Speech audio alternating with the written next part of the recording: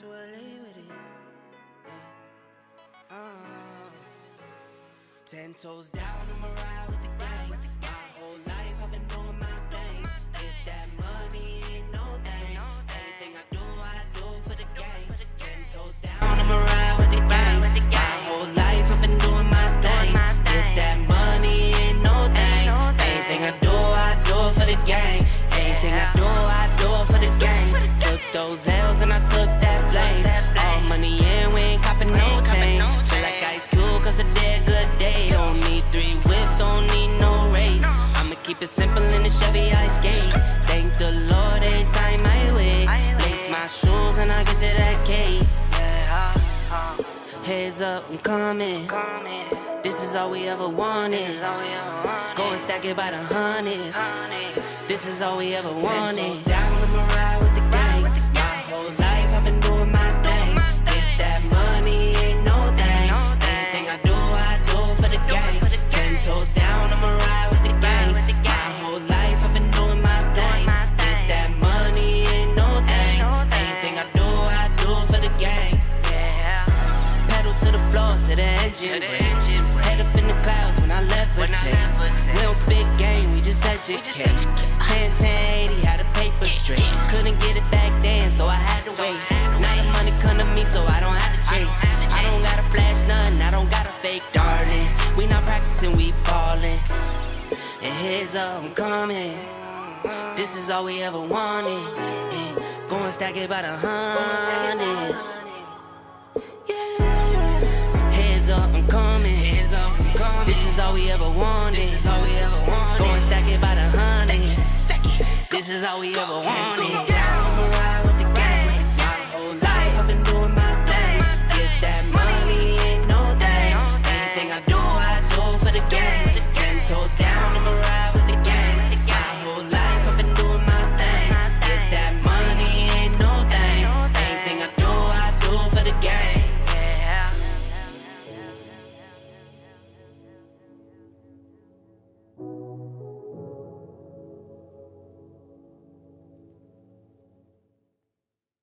They was praying that I fall off.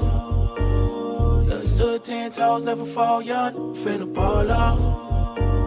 And it's still west side Pasadena, never finna fall off.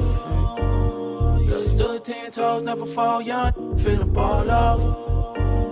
And it's still west side Pasadena. Are you lift shit some fast, huh?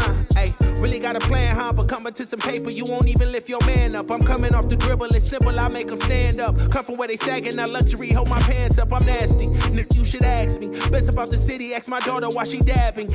Got my name in their mouth while they songs in the drought. I know it's hard to get out, you should be closing your mouth.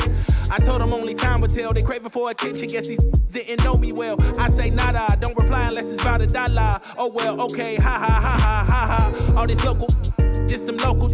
I'm doing shows overseas, they don't know you. Hey, check the wristwatch, that's a rollie.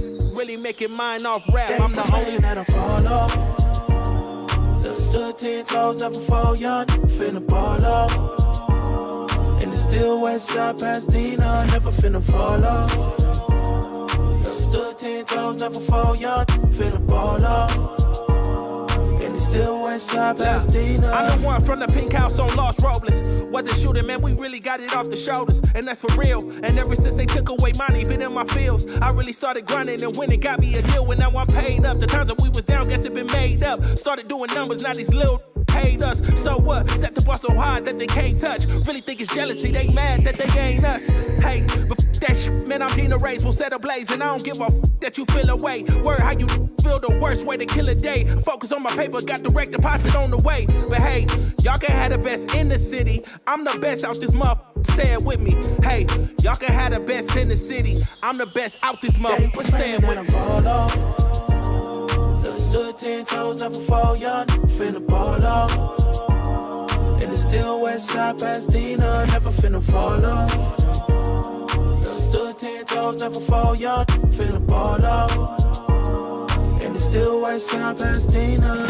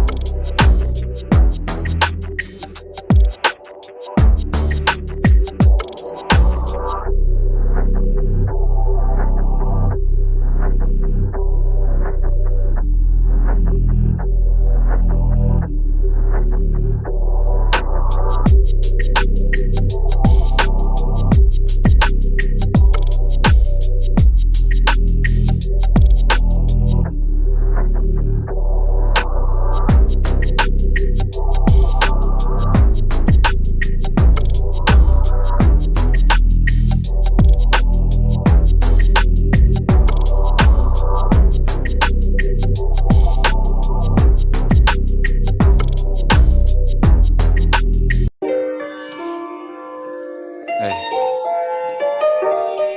Yeah. Was sleeping in these studios and waking up at 7, took the train to college. One semester was enough, I told my mom I got a different plan. I know that she was worried, but I kept my promise. Got the coins coming in once I checked the Sonics. Bank accounts emptied out, I had to thug it out. Always had a way to make it work and find another route. If they don't credit me, I'm checking out. These raps are just the thoughts I always stress about. My only way to let them out. They compare me to Jack, compare me to Mac. I feel it, but just spare me, it's whack. I bear my soul on these tracks. I never did it for a bag or a plaque. Just want the mirror man to smile when he stare at me back. It's like 3 a.m. and BK with a spliff. Thinking about if this is worth all the risk. Is this as far as we get?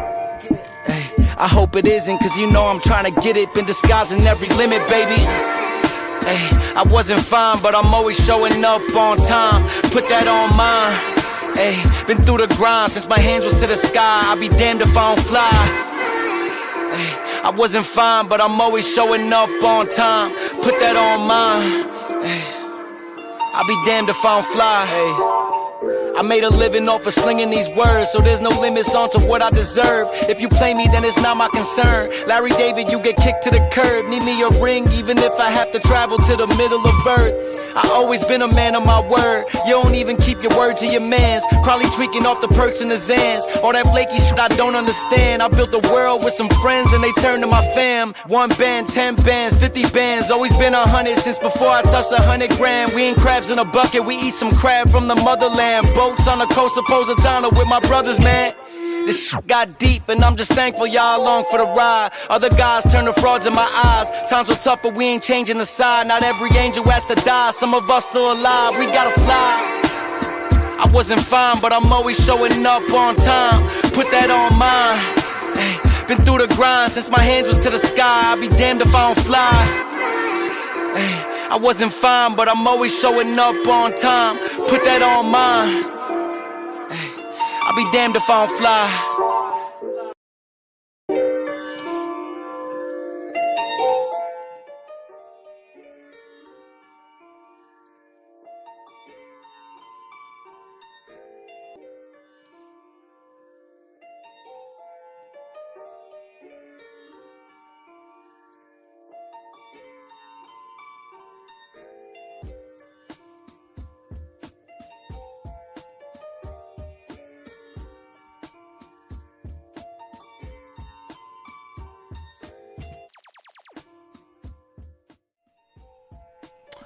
What's up, ladies and gentlemen? This is your boy Marlon. We are back at it again with another edition of the show. So if this is your first time watching, don't hesitate to hit that subscribe button. Turn on that post notification bell so you never miss out on the daily updates that we have in gaming and also PC as well. If that is something that intrigues you, then this is the place for you. Welcome back to the channel, guys. Thank y'all so much for tuning in today. Another episode of the show. It's definitely a blessing. Thank y'all for hanging out with us. All right, so we do have some topics to go over and discuss today. One of them, I'm going to take a look at this new Phil Spencer interview that was conducted by IGN. There were some really key moments in that interview that I haven't really seen in terms of like articles and stuff like that. And there are some like juicy details that I want to go over with you guys today in that particular interview. So we're going to be taking a look at that together, kind of break that interview down. We're also going to be talking about Phantom Blade Zero. Now, this is a game that I'm pretty much excited for. And apparently we're getting a report now that it is not a PlayStation 5 exclusive. So there is that. And this is one of my things that I wanted to sort of highlight is that there's multiple things happening here when it comes to exclusives. Like exclusives are slowly fading away, right? This is not the 90s. This is not the early 2000s. Things and times are changing rapidly right in front of our eyes as we know it. And I think what it really boils down to is the games, right? It always boils down to the games. But I'm just saying, like right now, it's more than ever down to the grindstone when it comes to the games, because people want to know what are the games that are coming to their platform and when can they play it, right? Exclusivity right now don't really matter to a lot of people, right? Some people, it didn't really matter before from the very beginning. And we've seen a little bit of tug and war between Microsoft and Sony going back and forth at each other about exclusivity and marketing rights and this and that. We have seen the debacle yesterday with the Call of Duty situation, you know, Sean Layton getting involved in it, not really saying too much, but responding with different gifts and stuff like that, basically just insinuating like, yeah, right, you know. But regardless of the fact, Phantom Blade Zero does look really good. We do have some details to go over on the type of game that it is, because I think a lot of people are like, oh, it's a Souls type game, and apparently it's not. So we're going to be digging into that as well. We have tons of previews for it as well. So, you know, we're going to be digging into that. Have you seen the leaks from Epic Games? Don't want to fool with it, man. Don't want to fool with it, because that stuff there will get you in trouble. I've seen it. Dreamcast guys talking about it. Yeah, apparently there's a massive leak that is like a mega leak, pretty much, that's been taking over the internet right now, similar to what we got with the GeForce leak years ago. And so this is something similar. I guess they slipped up on the back end. They were trying to update some stuff, and bloops, Sony, Microsoft, Rockstar, Nintendo. I mean, everybody's stuff is out there. I'm not going to waste my time talking about that, because, you know, these companies ain't playing around anymore with leaks and stuff. Like certain general leaks I will cover and stuff like that. But stuff like that, man, when there's a laundry list of things, I ain't trying to fool with it. It's not worth it. But yeah, it's crazy. Everything is getting leaked out at this point, man. And I think ultimately it just ruins the hype and excitement for a lot of people, because it's like, oh, we know about this game and we know about that game coming. And then it's like, what's the point of you tuning into the shows in the first place if you're going to be already knowing what's going to be shown there?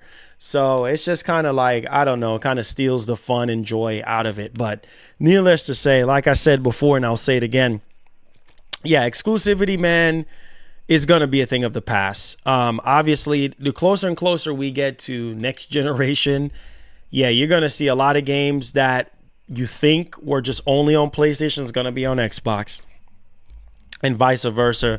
So don't be surprised, okay? Same thing with the Square Enix thing. You know, Square wants to change the wheel now. You know, they don't want to just put games on PlayStation.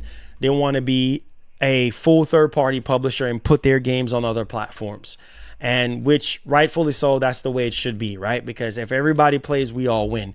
Why be exclusive to one box when you can make way more money, right?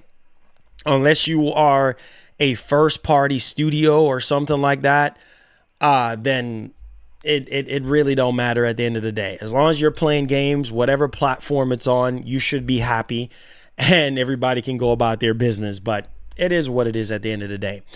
We're also going to be talking about these new PS2 games.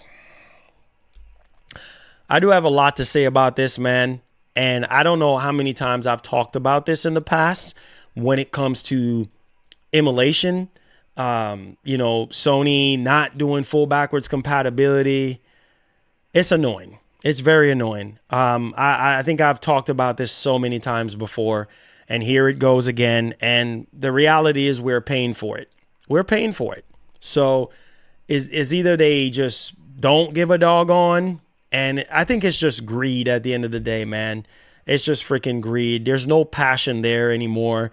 And I don't even know if people realize that. People are very quick to defend these companies instead of calling them out on things, and for the embetterment of all of us so that we can get better games and better experiences. But instead, people just sit there and come out with, you know, their freaking pitchforks and shields like that's going to make the situation better. But the truth is, you know, it's just like the value is not there anymore. The passion is not there anymore. And it's all about money. It's all about business, and it's all about growth. So that's just what it is, man. I'm just telling you guys the truth at this point. Due to Xbox, I won't get any sleep from Sep to December.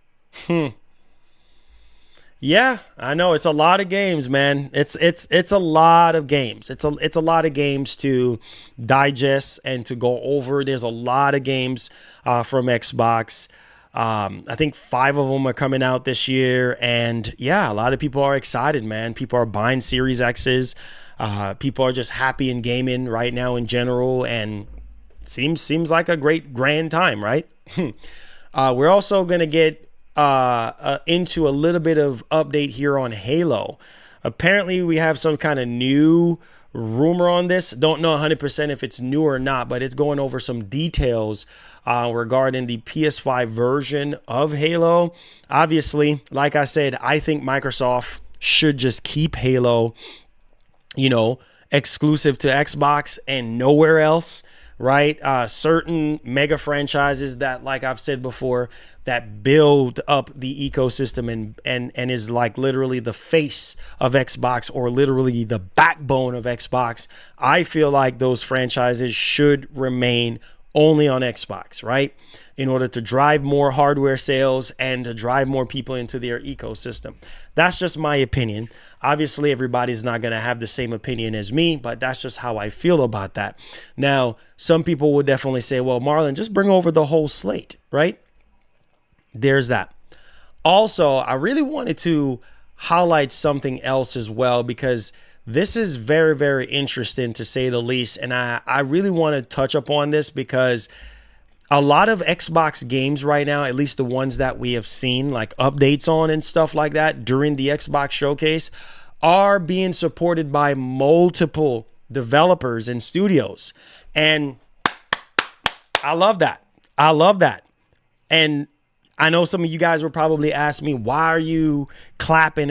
Yeah, because the more studios that are helping out with these games, I feel like the better the results are going to be, right?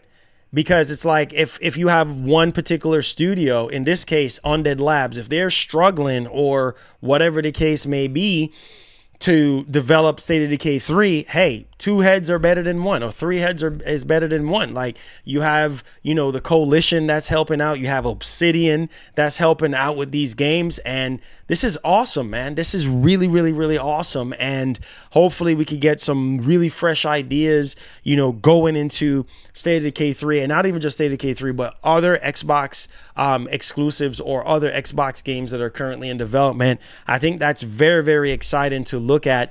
And I think Microsoft have learned their lesson when it comes to these games on how they should look, how they should play, and things of that nature, especially when it comes to delivering the goods when it has to do with Game Pass, like having that day one in Game Pass and making sure the quality is there, making sure ideas, new ideas are in the games, and the experiences can be definitely different and flushed out. So just wanted to kind of sort of highlight that for you guys. Also, we're going to be digging into PlayStation Plus. For the month of June, we got some games and stuff like that. Also, we are hearing hands-on preview with Horizon Lego Horizon Adventures. Apparently there's some positive previews on that, which I think is really, really good to see Sony actually stepping outside of the box and not only just putting it on the Switch, but really just sort of highlighting that, hey, you can use the same franchise and just sprinkle a little bit of freshness into the actual IP and stuff, considering that they have tons of stuff that they are still working on when it comes to Horizon. You have your mainline Horizon 3 game, which is still happening. You have the multiplayer. And I think you sort of have like a tabletop sort of Horizon experience. So there's tons of stuff there. We did cover yesterday on the multiple new PS5 exclusive games for 2025. So there's a lot of games that Sony needs to come forward with and show off, which is going to get a lot of PlayStation fans very excited and very hype and all this type of stuff. And all it takes nowadays is just one great showcase to really set the tone and to really raise the bar. So let's see if Sony can actually raise the bar here and really give us something solid to look forward to. Give us sort of a clear roadmap, a clear vision of what we can expect, when it comes to the PlayStation 5. And so we're still waiting on that right now, but we're going to be diving into our first topic here. So do me a favor, guys, hit that like button. Go crazy, MG and Ninjas. Please go crazy with the likes today. Share the stream out. If you do follow us out on Twitter, feel free to retweet the stream. And just trying to get some couple housekeeping things out the way. If you do want to help out the show, I'm definitely fan funded here. I'm not sponsored or anything like that. Feel free to super chat. That definitely does help out our show for our show to keep going. It's optional, but it does help. And also considering becoming a member as well. That definitely does help us out. All right, so with that being said, let's take a look at this Phil Spencer interview. So there was a lot of stuff that went on in this Phil Spencer interview.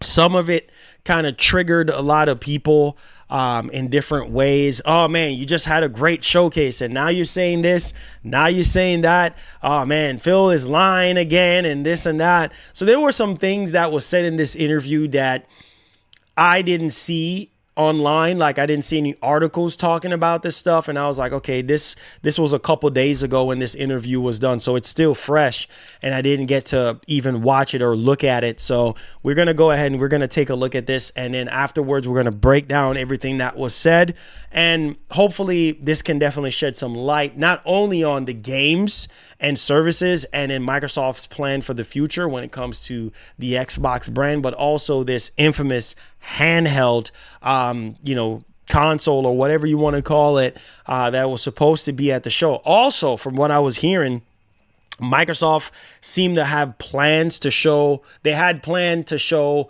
more games apparently, than what they showed at the Xbox showcase. So I was like, wow, that's actually interesting to say the least, that they actually had more in store for us. And so, yeah, man, it seemed like they were like, you know what? Nah, we're not going to show our entire hand. It's not worth it. Sony ain't showing everything, so we should just hold up. I mean, they showed 30 games.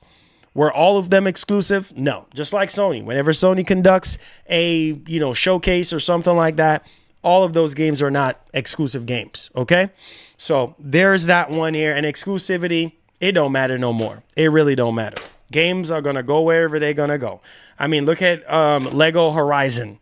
It's on Switch. It's on PC day and date. These companies are slowly, at least Sony, they're trickling the pipe a little bit and letting stuff out little by little. So there we go. All right, let's go ahead and let's get into this actual interview. Let me grab my second screen here because we're going to be taking a look at this thing.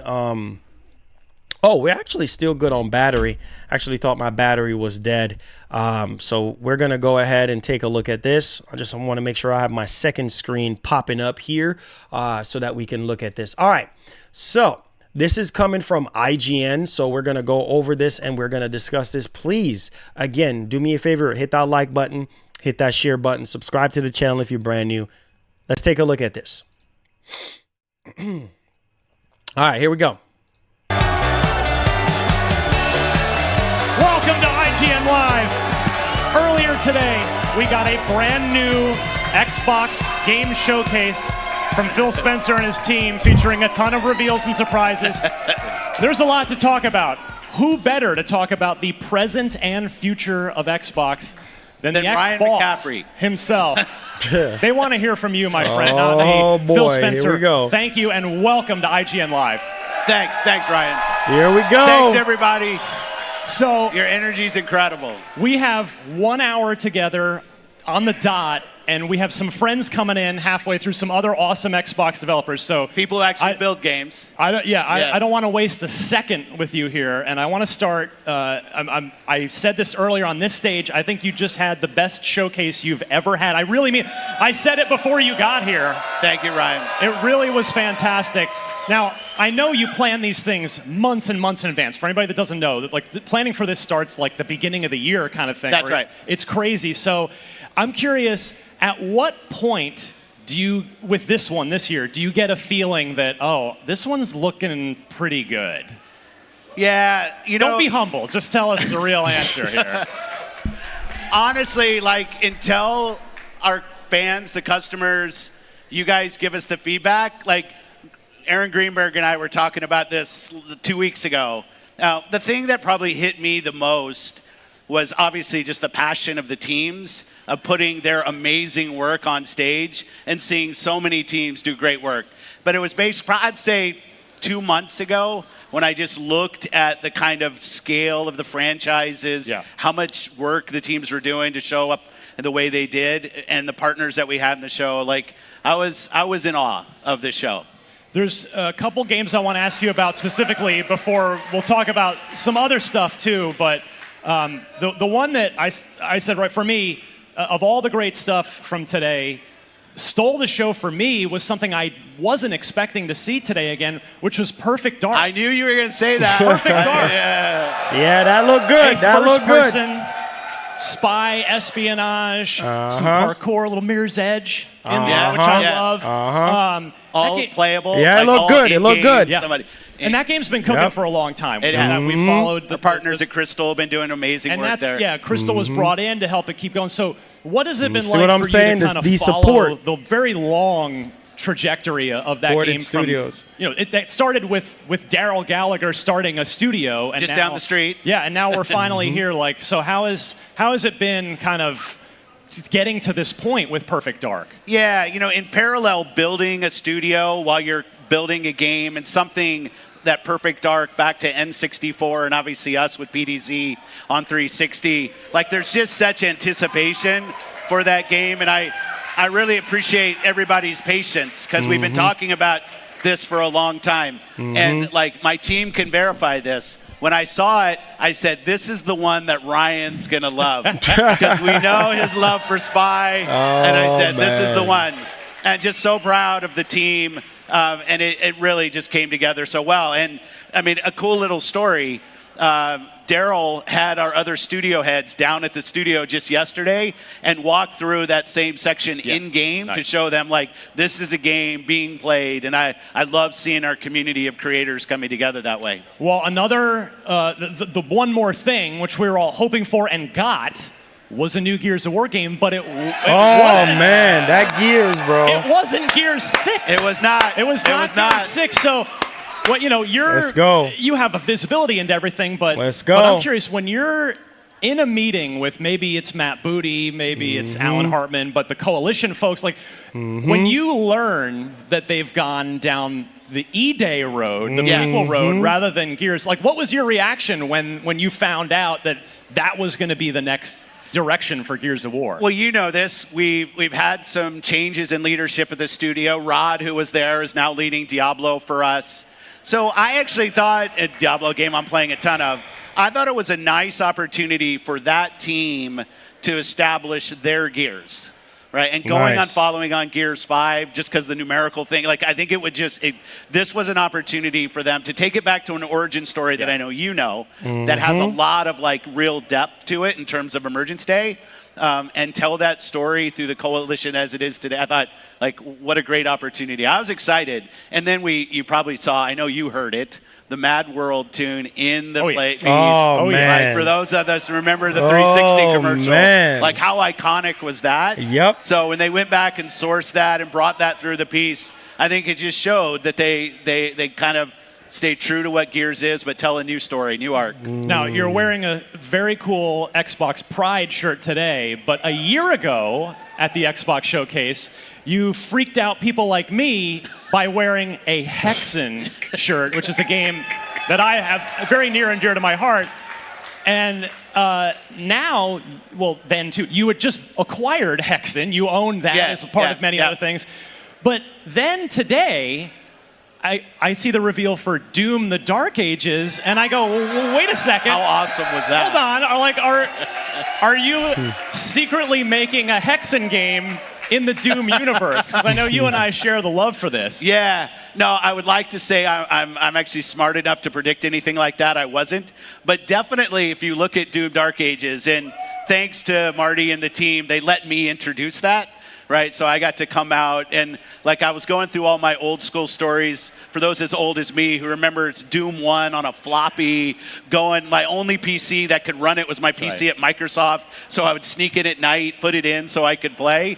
So the opportunity to stand there and get to announce a Doom and then Doom Dark Ages, which definitely has some Hexen in it. And I just thought, Hugo and the team, fantastic work. I'm so proud. Now I can't help but bring up something. You that's know, been I'm gonna a say something real quick, man. I got something to get off my chest. You know, this is what I want to see, man. It feels right. You know what I'm saying? Like all of this. Let me pause real quick. Let me pause. I got something I have to say.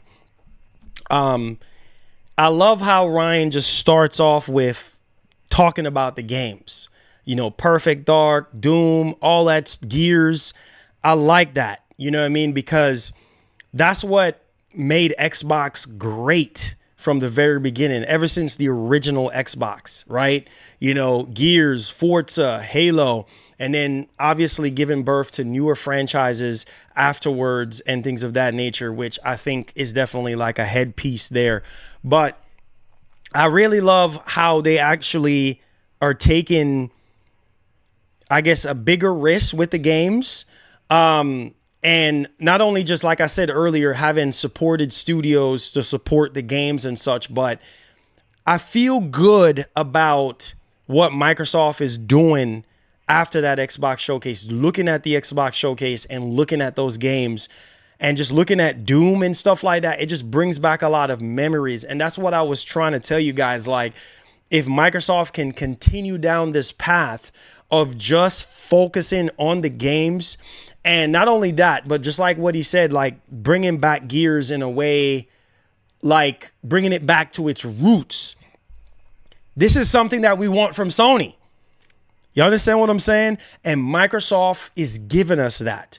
I don't know if you guys are realizing what I'm saying. This is why I wanted to watch this interview for myself and kind of dissect it and digest it and kind of break it down, because this is what we want from Sony. We want Sony to take the big risks and to bring back franchises that we come to know and love, right? I mean, you guys talk about SOCOM and Killzone and Resistance and all these games. That's like older games, like, you know, games that we started off with, Sly Cooper, games that we started off with to the core of PlayStation, what made PlayStation great. You understand what I'm saying? And to see Gears go back to its roots, I would like Sony to do the same thing with Killzone. What like, I don't understand. Like, I don't understand. This is a prime example of why I'm excited with what Microsoft is doing, because Gears, man, Gears is a part of my DNA.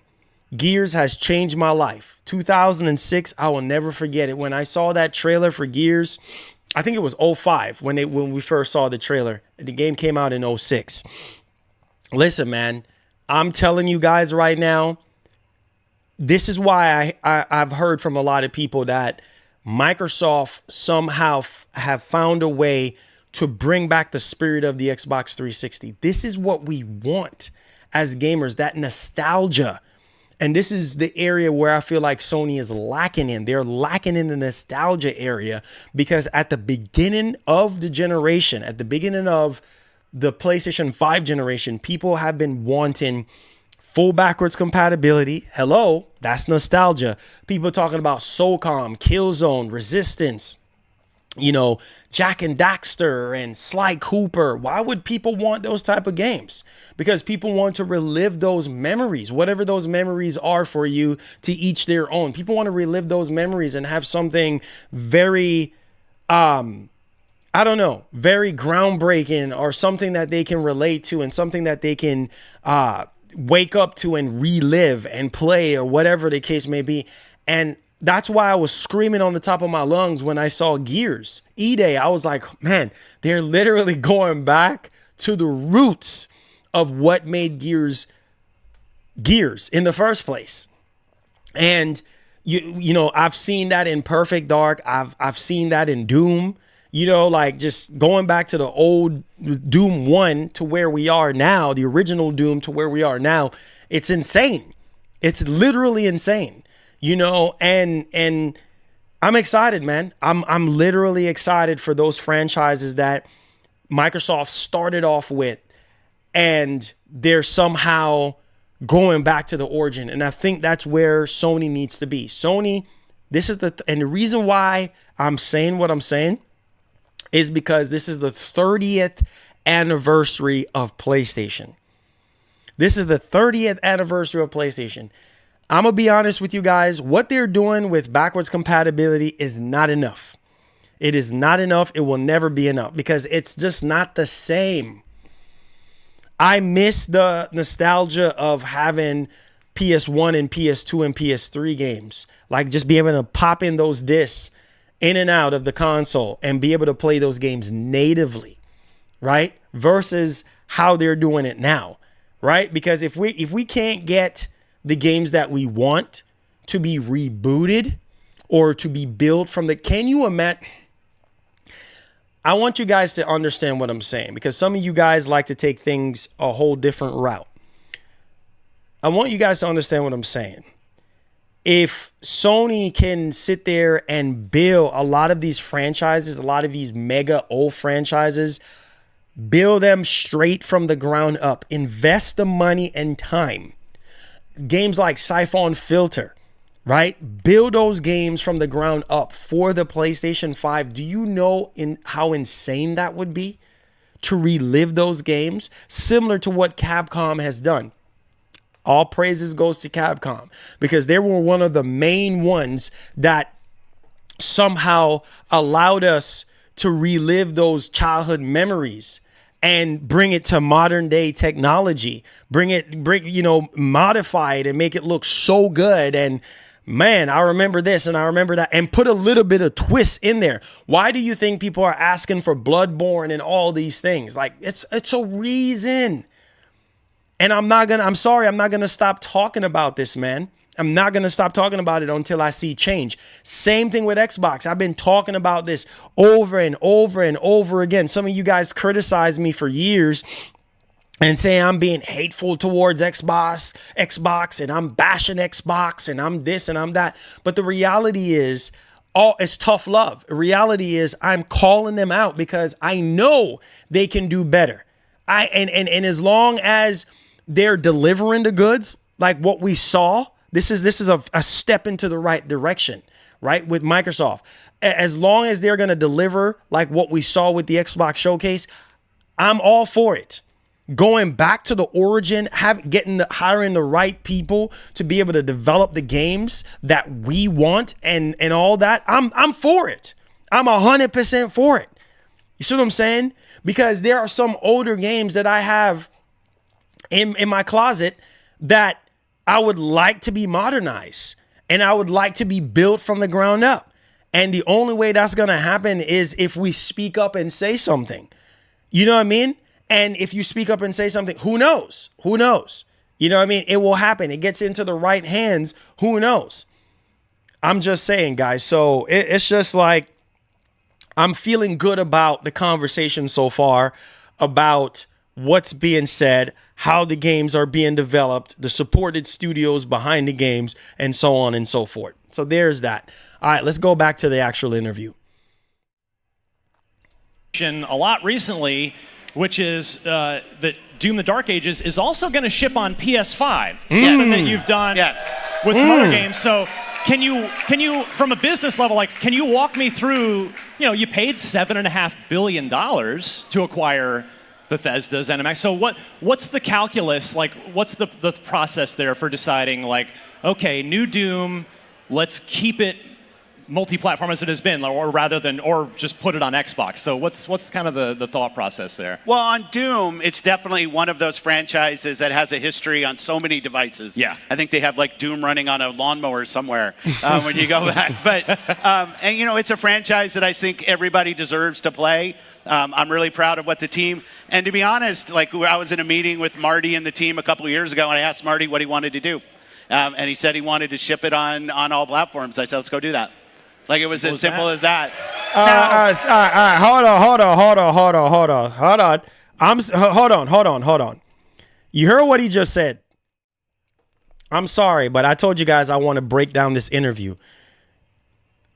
This is an echo of what I've been saying, right? They spend $7.5 billion for Bethesda, right? Why not put the games on multi-plat? Why not put the game on PS5? You see what I'm saying? Bethesda was originally a third-party publisher. You see what I'm saying? So he was like, yeah. He got with the team and they're like, hey, we want to make this multiplayer. He was like, oh, yeah, make it happen. You see what I'm saying? I understand it's obviously about business and maximizing growth and things of that nature. But just like what I told you guys, don't be surprised if the whole slate of Bethesda games that are coming to Xbox day one on Game Pass also comes to PS5. I will not be surprised if Starfield and Doom and Elder Scrolls and all these Bethesda games come to PlayStation. Will I be shocked and surprised? No, I will not be. Why is that? Because, like I said before, Bethesda was always third party and they've always put out every single game on PlayStation, right? So it's not surprising to me. Same thing with Activision. I will not be surprised if the whole slate of Activision games comes over to PlayStation. And oh, by the way, Black Ops 6 is #1 most pre-ordered game on PlayStation right now. Are you surprised? Are you surprised? I'm not surprised. That's what I'm trying to get you guys. So nothing on what Phil is saying right now is surprising to me, because it's like, yeah, I mean, it was before that you bought Activision, Call of Duty was #1 on PlayStation. I'm just saying. So all of this is not surprising to me at all. Like, this is all an echo of the past. And the only difference now is that Microsoft owns Bethesda. So there is that. All right. I want to bring it back, though, because I get a lot of questions about, hey, if I'm an Xbox owner, what does it mean? And what I want to say, and I thought it showed up so well in the show today, you saw an amazing collection of games that are coming to Xbox. They're going into Game Pass day one. And Game Pass showed up so well. If you buy the game on our console, you get to play it on PC. You buy it on PC, you get so the cross entitlement stuff is all there. And we're focused on future hardware with forward compatibility. Our commitment to our Xbox customers is you're going to get the opportunity to buy or subscribe to the game. We're going to support the game on other screens. And you are going to see more of our games on more platforms. And we just see that as a benefit to the franchises that we're building. And we see that from players, and the players love to be able to play. Well, thank you. There you go. I have to do the journalistically responsible thing now and bring the mood down. Otherwise, the internet would tear me apart. So I wanted to ask you. You haven't really commented publicly much in the last couple months. So I wanted to ask you about the studio closures and Tango Gameworks and some of the sort of the thoughts behind the decision making there. I mean, you had a critical darling in Hi-Fi Rush. You had folks like Aaron Greenberg saying it checked all these boxes for us and did all the right things here. So, walk me through the decision of why. Here we go. Really, Tango specifically, not to disrespect the other studios that were closed, but that was the one that really seemed to kind of stick in the community's craw a bit. So I'm hoping here that you can take the opportunity to address that closure and some of the recent changes. Go ahead, Xbox. Phil. Yeah, come on. The closure of any team is hard, obviously, on the individuals there, hard on the team. And I try to spend all of my focus, as you said, I haven't been talking publicly about this, because right now is a time for us to focus on the team and the individuals. It's obviously a decision that's very hard on them, and I want to make sure through severance and other things that we're doing the right thing for the individuals on the team. It's not about my PR, it's not about Xbox PR, it's about those teams. In the end, I've said over and over, I have to run a sustainable business inside the company and grow. And that means sometimes I have to make hard decisions that frankly are not decisions I love, but decisions that somebody needs to go make. We will continue to go forward. We will continue to invest in what we're trying to go do in Xbox and build the best business that we can, which ensures we can continue to do shows like the one we just did. Okay, all right. Stop right there. Hold on. Guys, please. This is where I need you guys' support. I need anybody who is an Xbox fan right now, whether it's super chatting or tagging me in the chat. This is very critical and very important. Regarding Tango, regarding the studio closers, did that give you any closure on what he just said? I mean, that sound like he just skated over what Ryan asked him. Did that give you any closure? Because according to Aaron Greenberg said that, hey, Tango, Hi-Fi Rush was great. I mean, Hi-Fi Rush is doing great things and selling very well and this and that. And then now it's just like, well, we got to make these tough decisions and it's part of the business. And did that give you any sort of closure? I know for me, it didn't. It still don't make sense on how everybody was praising Hi-Fi Rush and saying Hi-Fi Rush, oh yeah, Hi-Fi Rush, was the hottest thing last year. And Aaron Greenberg coming out and saying what he said. And then it's like, wait a minute. Everybody was scratching their heads and there were even the possibility of a Hi-Fi Rush 2 happening. And it's like, bro, I don't get it. I don't get it, man. I don't get it. Black Ops 6 is a huge W for Xbox. They going to get lots of money in their wallets. I already pre-ordered the Vault edition of the game. I'm so excited. They about to swim in cash. Microsoft is about to swim in a lot of money with Black Ops 6. Most people are probably going to buy the game, and then the rest is going to play it day one on Game Pass.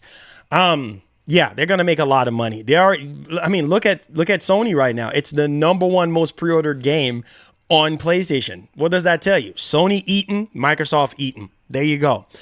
But I don't know, man. This goes with any corporation, guys. You don't know who is next on the chopping block in terms of studio closers. You don't know. And it sucks because I'm like, man, Tango, bro. Man, you got rid of Tango. You got rid of Arcane Austin. Like, it's just, I don't know, man. But, hey, for what he just said a while ago did not give me any sort of closure at all. It's just PR talk. It's just like he just skated over the conversation and there we go. Anyways, let's get back. On the Activision Blizzard saga, that's all been, that probably maybe called it saga. Well, I don't know. From covering it and watching it, it felt like it put like 5 years on my life. Yeah. As somebody that covers Xbox, I can't imagine how it was for you. But as that came to a close, and you started integrating them into Activision Blizzard King, into Xbox Studios, has that changed the way that you think about running the business at all? Because the organization just got quite a bit larger, almost overnight in a sense. No, I mean, we're still, and I hope we show this today, we're going to be about building great games for people to play, about giving them choice on Xbox to go play. We've got a broader library of games. The thing I'm starting to see, which I really love, is the organic collaboration between our teams that are coming out and trying to build that community of creators that, I mean, you and I will go back to the time of Xbox where we basically had 4 games. Fable, Forza, Gears, Halo. And we would just literally every 4 years. Uh-huh. And I would have to come to E3 and I'd somehow try to make those 4 games Stop right there. different. Stop right there. Gears, Forza, Halo, Fable. Stop right there. Those 4 games, and now somebody in the chat right now, please come forward and say otherwise. Those games were always the pillar of Xbox. Those games is what made Xbox, the backbone of Xbox. Rinse and repeat for years. And then now we have all these mega franchises, Activision, Bethesda, and obviously their Xbox first party studios have grown into what it is right now. So let me ask you guys this question. this is what I'm saying. Don't you think that those franchises should remain on Xbox and not come to PlayStation? That's just how I look at it. I feel like those franchises should stay on Xbox because that's what made Xbox in the first place. I'm just saying. So there's that. Every year for the community. And now what we have in gaming is just an amazing collection of teams and franchises that are doing great work. So I think, I feel an added responsibility as somebody who loves this industry for the franchises that show up on our stage. But I still think in the end, it's about putting amazing games out. Like, I'm really proud of the work that Ninja Theory did with Hellblade and how Hellblade's been the response to that. And we have an amazing internal team now that's focused on us doing a bunch of Unreal games as an example. And then you see things like South of Midnight, which might have been my game of the show. I thought it looked so good. Yeah, me too. You got Perfect Dark, you have Gears. So like for us, as the organization gets bigger, I think it's just more important that we can take bets together and try to do innovative, creative things. And that will continue to drive us. All right, okay, guys, I see y'all in the chat. Very quick break, but we've got lots more. Phil Spencer talking all things Xbox right here on IGN Live. So don't go anywhere. Thank you. That's so cool.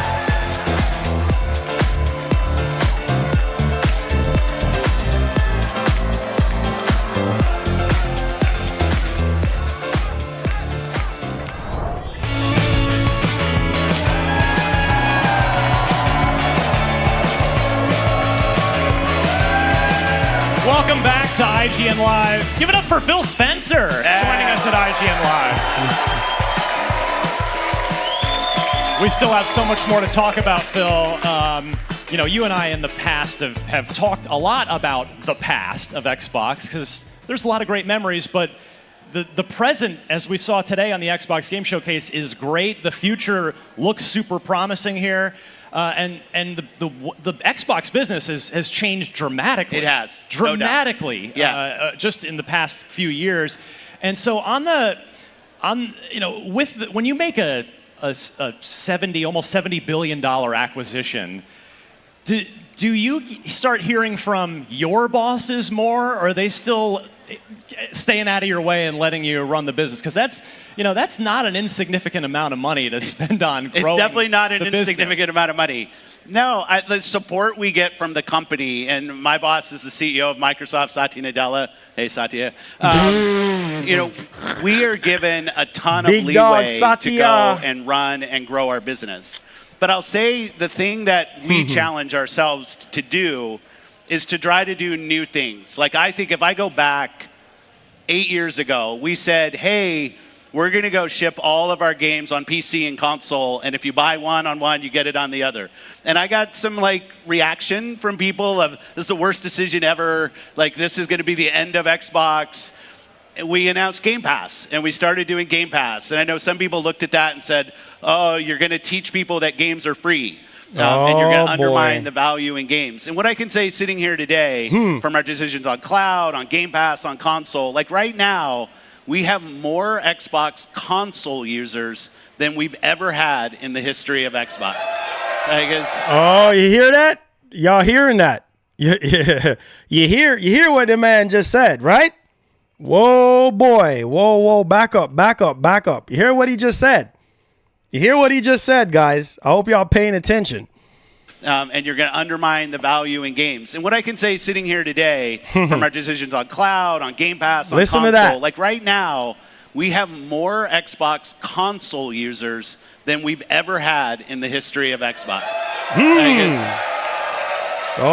when I look at things like the impact of Game Pass, because I watch that and I love Game Pass, how it showed up in the show today, I think was fantastic. But we also want people to be able to buy games. So I go back and I look and I say, okay, over the last 5 years, what's happened to third-party game sales on our platform? We're up double digits every year over the last 5 years on game sales on Xbox consoles. So when I look at it, I will just, doing a $70 billion acquisition will push us to try to do more. It'll push us on cloud. It'll push us to go find customers in new places, continue to think about access to amazing games, enabling creators to do great work. But I actually think for the team, that's just a self-motivation that the team has, and it's fun to be a part of. Black Ops 6 Day 1 Game Pass. Black That's Ops pretty 6, sweet, dude. right? Like, Some people said I wouldn't do that. Yeah, most people in this room have probably been used to spending $60, $70 on it every year. Now, if they're already subscribing to Game Pass, And good to go. But it's a choice. Like, we didn't say to anybody, you have to subscribe to play. If you want to buy Black Ops, it's great. It's great for us, it's great for the developer. If you want to subscribe, it's also great. Like, I want to give you the choice on how you play your games and who you play with, and not try to do slimy platform things. Oh, there it is. There it is. There. Oh boy. Pause right there. Oh, that's the shots to Sony right there. There it is right there. Oh boy. Did y'all hear that? Did you hear that part right there? That was direct shots to Sony right there. What he just said. Oh man. All right, let me get to Joseph real quick. Sup, Marlon? I think all these companies are about to drop the exclusivity and branch out. If a game costs $300 million to make, why just break even when you can make another $300 million in profit? Oh boy, here we go. Let's back up a little bit. It's just a self-motivation that the team has. Here we go. And it's fun to be a part of. Black Ops 6 Day 1 Game Pass. Black Ops That's pretty 6, sweet, dude. right? Here we go. Some people said I wouldn't do that. Here we most go. people Back in this up, room back have up, probably back been up. used to spending $60, $70 on it every year. Now, if they're already subscribing to Game Pass, And good to go. But it's a choice. Like, we didn't say to anybody, you have to subscribe to play. If you want to buy Black Ops, it's great. It's great for us. It's great for the developer. If you want to subscribe. Wait, hold on. Stop right there. Let me say this real quick. Let me break this down real quick for you guys. What is so slimy about what Sony was doing before? Did Sony force anybody to buy anything? Like, did Sony force you to buy Call of Duty? To sign up for, exclusive content or to pre-order for exclusive content? Did Sony force you? That's what I wanted to ask you guys in the chat today. Did Sony force you? Because how Phil is making it seem like Sony is the bad guy here. You see what I'm saying? So what I want to ask you guys in the chat. Did Sony force you guys to just be limited to just the PlayStation 5 console or the games or anything like that? Okay. That's all. That's because it's crazy to me, because it's like, bro, y'all did the same thing. Y'all did. That's the crazy part. Microsoft did the same thing during the Xbox 360 era. You see what I'm saying? So I don't understand. And then when we got to the Xbox One generation, that's when, exclusivity don't really matter, and it's not really the main meat and potatoes or anything like that. But now it's like, oh no, let's throw Sony under the bus, right? Because Sony is the bad guy here and we're the good guy. You guys are following what I'm saying? That's what I'm saying. Did Sony force you in any type of way to buy Call of Duty or to pre-order? That's all optional. You don't have to play it on PlayStation. You see what I'm saying? People choose to play on PlayStation because of the platform and because of the controller and because of their friends or whatever the case may be. You still had freedom. Sony did not own Call of Duty.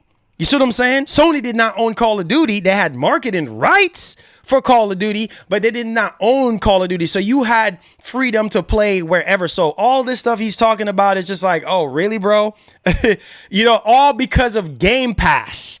That's all it was. That's all it is, guys. It's because of Game Pass.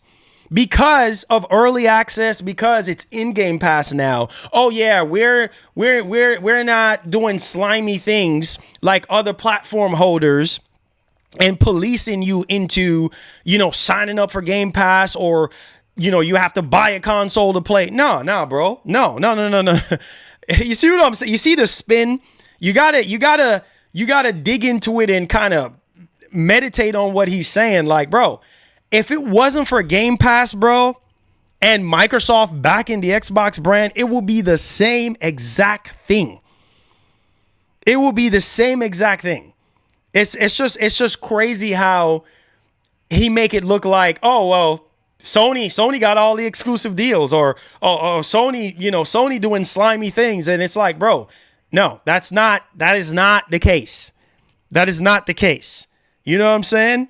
I don't understand, but hey, that's where that whole conversation, and a lot of people are very upset about what he said. And it's like, now that Final Fantasy future is probably going to be on multiple platforms now because of Square's decision, it's man, I don't know, man. I don't know. But y'all let me know y'all thoughts. It's just business at the end of the day, right? And you got to roll with it. You got to roll with the punches. It's also great. Like, I want to give you the choice on how you play your games and who you play with, and not try to do slimy platform things to force you to do what I want you to do. Give the players choice and what they want to do and who they play with. So, oh boy, the Activision Blizzard thing, we watched it play out in courtrooms and regulatory with places. my tie on. Yeah, like I'm curious what I mean, y'all saying PlayStation Plus, does Sony force you though? Does Sony force you into what they want you to do with PlayStation Plus? I'm just saying. I'm just saying.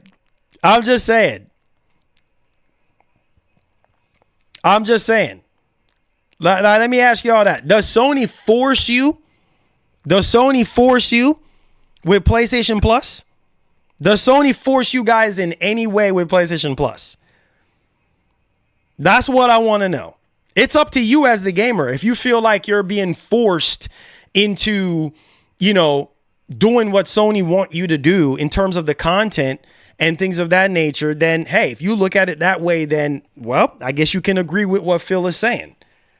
So, I mean, who else is he referring to? Who else is he referring to? I mean, Microsoft is Sony's rival. So who else is he talking about? He ain't talking about Nintendo. He ain't talking about, I don't know why y'all acting like you don't know who he's talking about. He's talking about Sony, and he's talking about Call of Duty, and he's talking about Game Pass, and also giving gamers the freedom to play wherever they want to play on whatever screen they want to play on, and not force you into, I'm guessing, buying a PS5, or I'm guessing being tied to PlayStation Plus in any type of way. You see what I'm saying?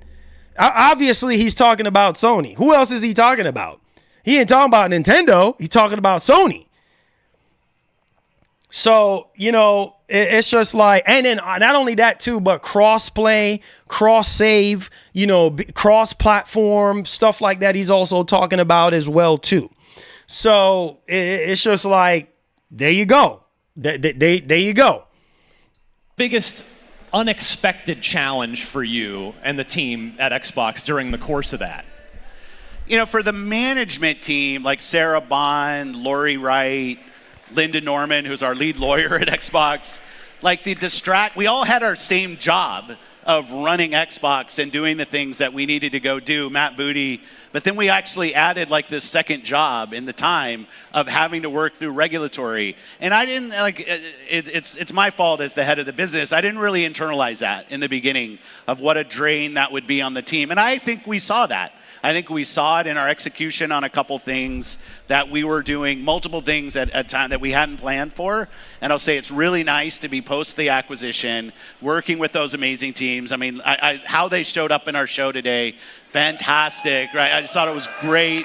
I mean, we had World of Warcraft in an Xbox show. It's just crazy. Was there ever a point in the process, because it really, between the CMA and the FTC and all these places, was there ever a point where you thought, oh, this might not happen, this might get rejected?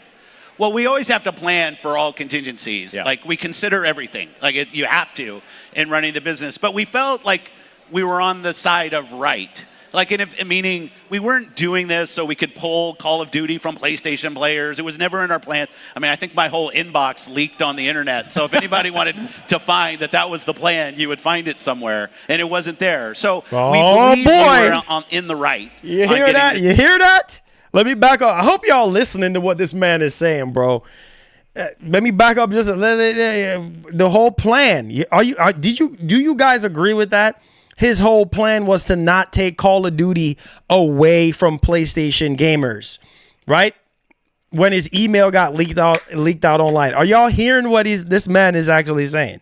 Do you believe this man when he what he just said about his whole plan is not to take away COD in the very beginning from PlayStation players? Do you believe that? Because trust me, man. Hey, man, listen. If you know about the business and you know about people that are in business, bro, it's for the embetterment of their business, not for the next man that's in business, right? So, hey, I'm just saying right now. I'm just saying right now. If you believe that was not his goal, then hey, you believe it. So, hey, there you go. There you go. We always have to plan for all contingencies. Yeah. Like, we consider everything. Like, you have to in running the business. But we felt like we were on the side of right. Like, meaning we weren't doing this so we could pull Call of Duty from PlayStation players. It was never in our plans. I mean, I think my whole inbox leaked on the internet. So if anybody wanted to find that was the plan, you would find it somewhere, and it wasn't there. So we believed we were in the right on getting this deal done. So we stayed convicted, but there were dark days, like when the CMA came out and said, no, this isn't going to go through. And, the drag on the teams at Activision, Blizzard, and King, like, they're dealing with this uncertainty. So it's so nice to have it passed behind us, and now we can just focus on building great games together. All right. On that topic, like, we talk about all these huge changes to not just the industry, but again, specifically your business, the Xbox business over the last 5 or so years.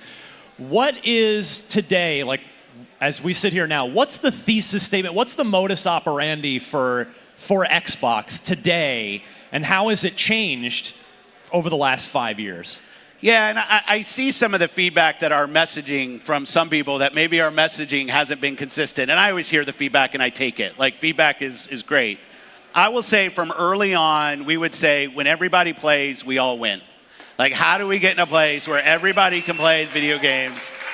And we've made different progress on PC. Now, like, PC is a huge business for us. We love that we have so many PC players, more than we've ever had.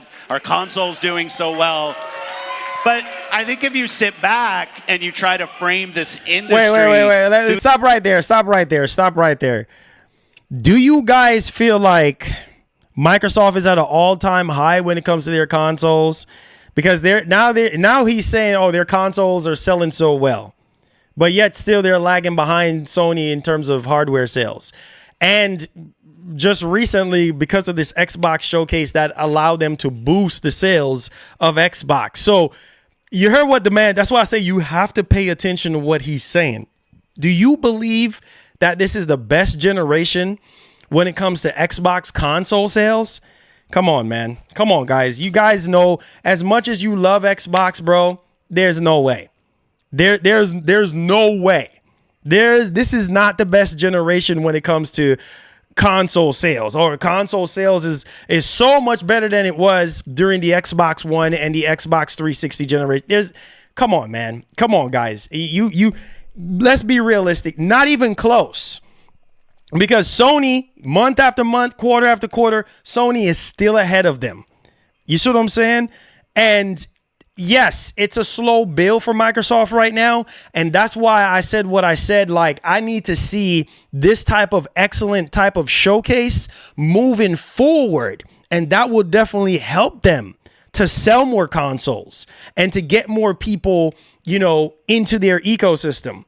Period. End of story. So I just wanted to pause right there and kind of ask you guys that, because there's no way, man. There's just no way. There's no way. Is it selling now? Yes, it is, because of that showcase. But it ain't the best ever. You know what I'm saying? There's still, the last report that I covered was, Microsoft is still running behind the 360 and the Xbox One generation. So ain't no way, bro. There's no way. Through the lens of the tradition of who sold a console today, and that's the only solution to making gaming better. I think Xbox is doing something different than that. We love our consoles, we love our PC players, but really it's about creators. Okay, pause right there again. If you are a console owner right now, I guess this PR talk or whatever Phil is saying right now should make you feel better, right? It should make you feel better on the surface on what he's saying, because he's like, we love our consoles. You see what I'm saying? All this console talk, I'm guessing he is referring to the negative feedback that he's been getting since the beginning of this generation for Microsoft to really tap into the console and to really, allow these games to really shine through the Series X and really push the boundaries of these consoles. That's what people really, really want. So it's funny how he is, we love our consoles and stuff like that and this and that, which that's what people really wanted to hear from Phil.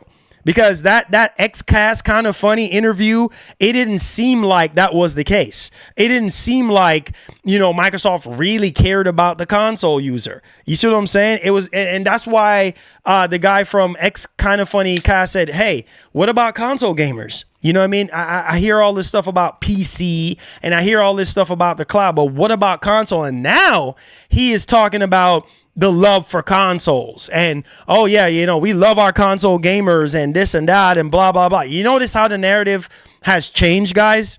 Pay attention to that, man. That's crazy. Players and amazing games coming to them.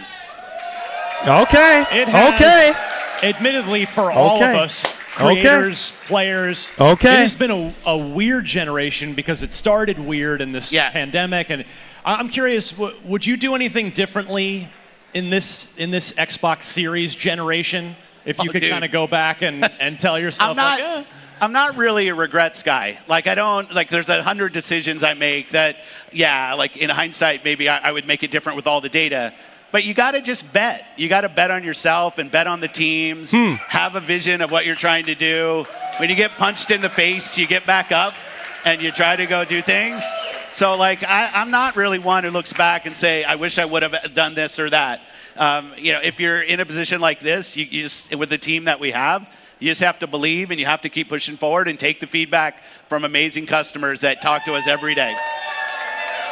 Well, there you go. Has the calculus changed? You kind of spoke to Game Pass a little bit and how much of a value proposition it has increased after today even. But has the calculus changed on how much Game Pass subscriptions are valued at Microsoft versus direct sales? Because now, when Game Pass started, it was, wow, this sounds really cool, and you've pledged to put every first-party release in there, and at the beginning, there weren't a lot of those, but now you're almost, you had a whole show full of them. So kind of how does that metric for success, how does Game Pass influence the success of the business? The thing I look at every morning is how many people played on our platforms and how long did they play. If they played through the subscription or they paid buying their games or they're playing a free-to-play game, I honestly, that's not the most important thing. Game Pass, I love it. I think it's the thing I really love about Game Pass, let me think, in our show today, a game like Mixtape. A game like Mixtape is a game that we can go, Nathan and Val and I can have a conversation and say, with a team that's been in Game Pass before, when you think about the studio behind, they had great success. Now we're going to do a second game, or Winterboro, another just awesome game that we can go invest in. And Game Pass gives us an ability. You can go invest in Call of Duties and Diablos all day, and we love that. But you also get to invest in new things that come out. And we just think that's a really important part of the equation. So we don't have one now, Game Pass is up double digits. And in most of its growth, we said it, PC is growing really well, cloud's growing really well. But if somebody decides they want to buy their games... Wait, hold on. PC is growing well, cloud's growing well. What about console? This, you see what I'm saying? See how he just glazed over the console conversation? Pay attention to that, because remember in the past, guys, I'm not stupid. Remember in the past when Phil said, now you can go look it up, where he said that they're at the ceiling in terms of growth when it comes to consoles, right? In terms of Game Pass growth. And so when he actually said that, it's like, oh, shoot. So now they got to branch out even more. You see what I'm saying? You got to pay attention. You got to pay attention. You see how he just said PC and cloud? Let me back that up for you guys again. Let me back that up. You got to pay attention to what these people be saying, man. You have to listen to what these execs be saying, because you see, he didn't mention anything about console. He just said PC and cloud in terms of double digits in terms of growth. That's where the growth really is. That's where the huge growth really is on PC and the cloud. That's where the huge growth is. You know what I'm saying? So it's like, and that's why you heard XCast was like, yeah, I hear a lot of talk about PC and cloud and stuff, but what about consoles? And this is why I say that they still have a lot of work to do in the console space.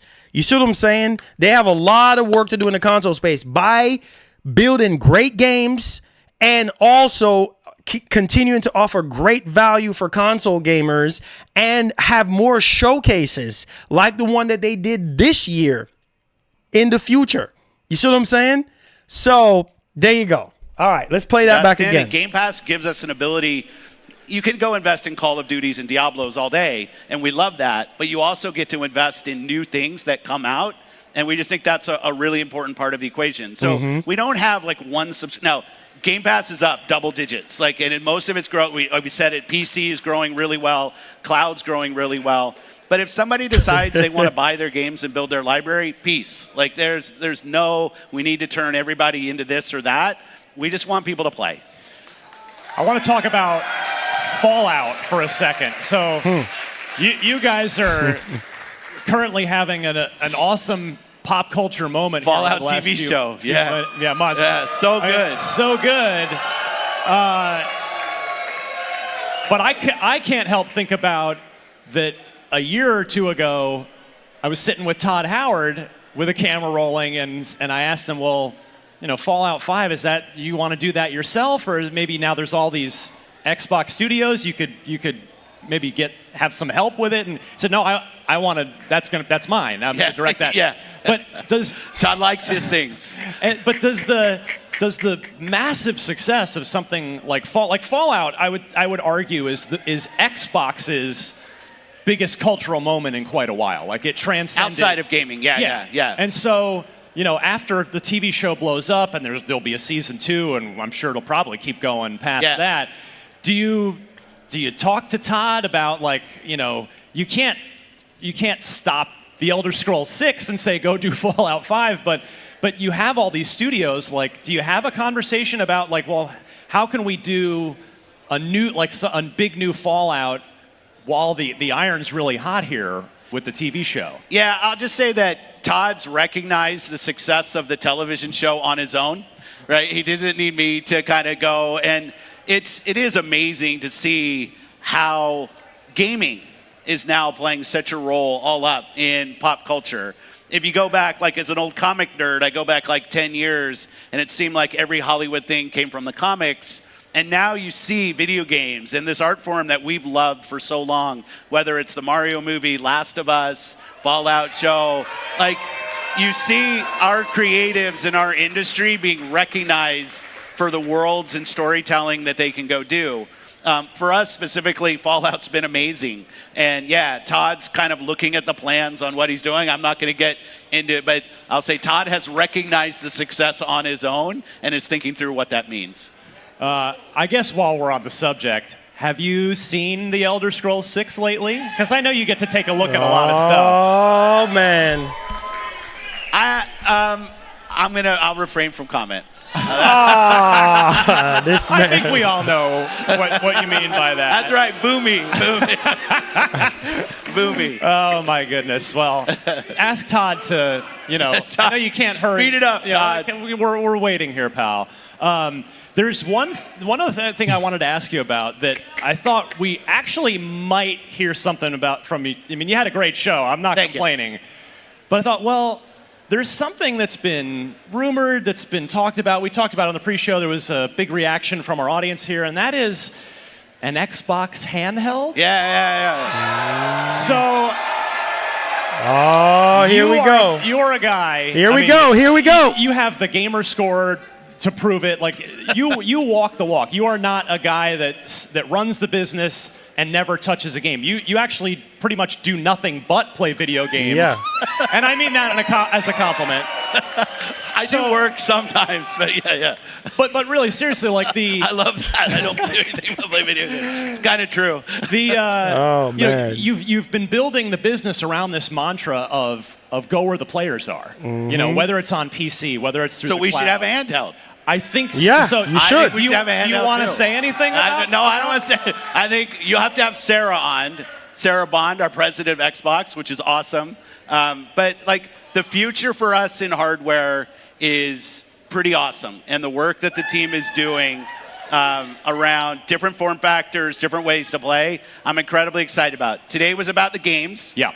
We showed some of our Gen 9 console, Series S, Series X, the work that we're doing. But we will have a time to come out and talk more about platform, and we can't wait to bring it to you guys. All right, I'm not going to let you off the hook quite one more time. So hypothetically, if Microsoft did an Xbox gaming handheld, PC device, would it be a Steam Deck-like dedicated piece of hardware that I can play offline, or would it be something I would need a Wi-Fi connection to stream things? Listen. I think what I'm finding, I'll do it this way. So I like my ROG Ally, my ROG Ally is my Lenovo Legion Go, fantastic. My Steam Deck. I think being able to play games locally is really important. Yes. You can read between the lines on that as you will. I'm down for that. We're going to take a very quick break, but we're not done with Phil. We're going to bring in some friends, some Xbox developers. So stay tuned for that right after this. Oh man, let's talk. Let me put up my my other screen. We gotta talk, man. We gotta talk. So wow. That was make sure y'all like the stream, subscribed if you did enjoy that. Listen. There was a lot of things that was said during that interview, and this is why I wanted us to watch that interview together and sort of like break it down together. Obviously, like I said before, some of it is just corporate talk, PR talk, and stuff like that. But you have to look at the body language. You have to, on the stuff that he can't talk about right now. And you notice how he was talking about ROG Ally and Steam Deck and Lenovo Legion and stuff like that. He's a gamer for sure. And that's one of the things I love about Phil is that he's a gamer. He games. Actually, some of the other execs, they don't really touch the controller like that. And in order for you to understand gamers, you have to be a gamer yourself. And I guess when Ryan asked him about, the how a handheld would work, like a Steam Deck like handheld, being able to play locally or being able to stream or online or whatever. And the fact that he said playing locally, that gets me excited, because one of the key things that I do love about Game Pass is like you can stream the games if you want to, but you can also download the games locally on your Xbox and being able to play that at any given time and also play it offline as well. And I feel like if they do a handheld, that needs to be a thing as well.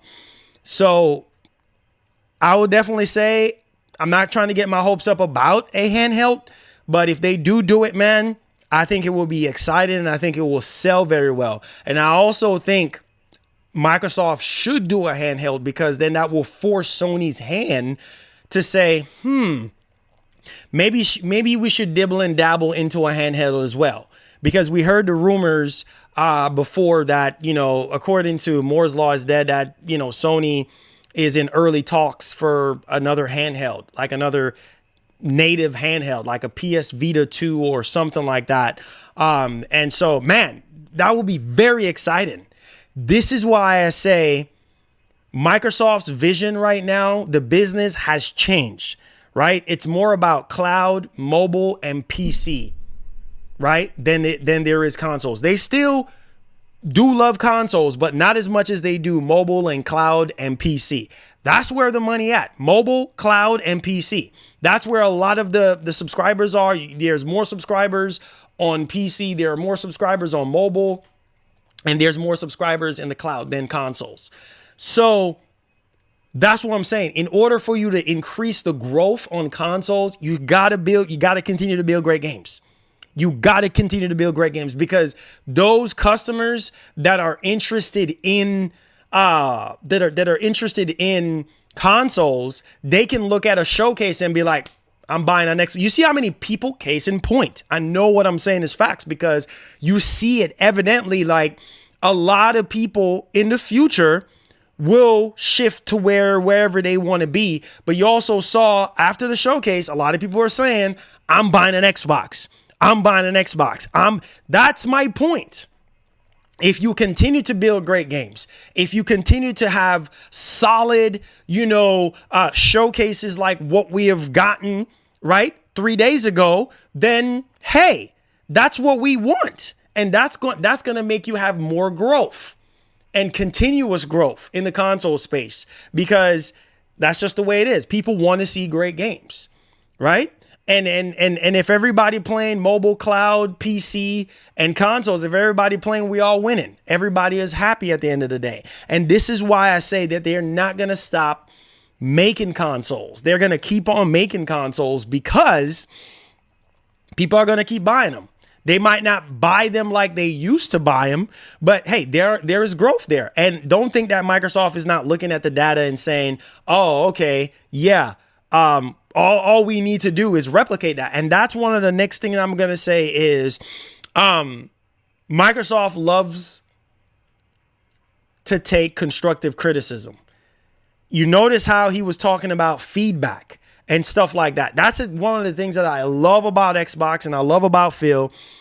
They pay attention to the feedback. You see what I'm saying? They indulge themselves into the feedback, because that is you got to listen to your customers.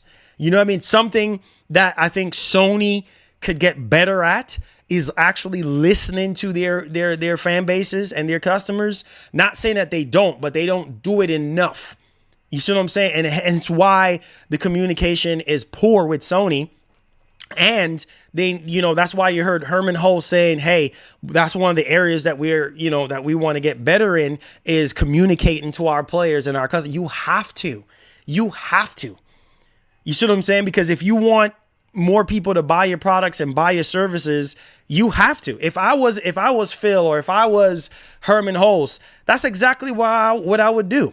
You see what I'm saying? I'll be on social media day in and day out, interacting with fans, talking to them, be like, hey, put up a survey on, hey, what games would you guys want us to remake or reboot or whatever the case may be? And based off of that data, based off of that feedback, all right, okay, let's go. Let's go. Let me pitch this to my boss, right? And let's get some investors rolling and let's make this happen.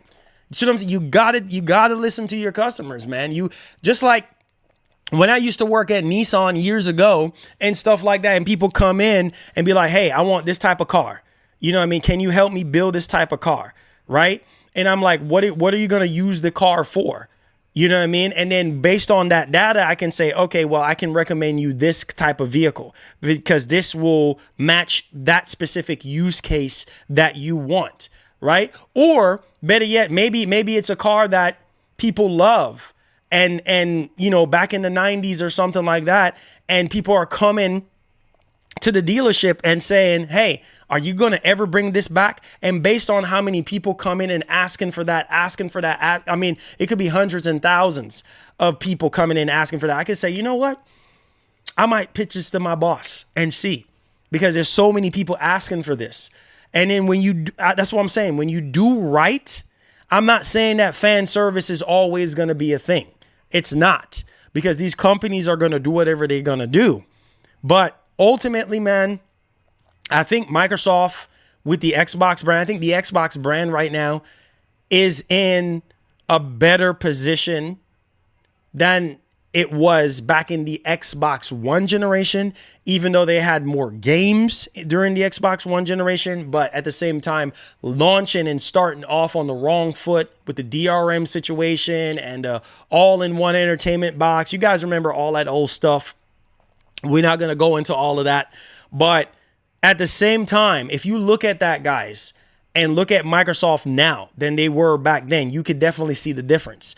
Obviously, more money, right, to buy whatever they want to buy more than ever, right? Obviously, technology is at an all-time high. The vision is clear.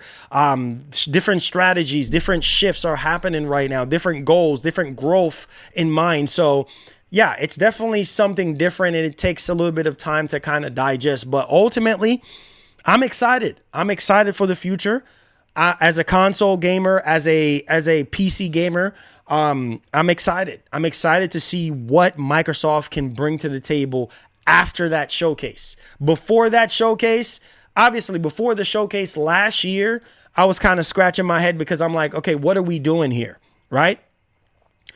Now we have a clear roadmap and a clear understanding of the games and what's coming.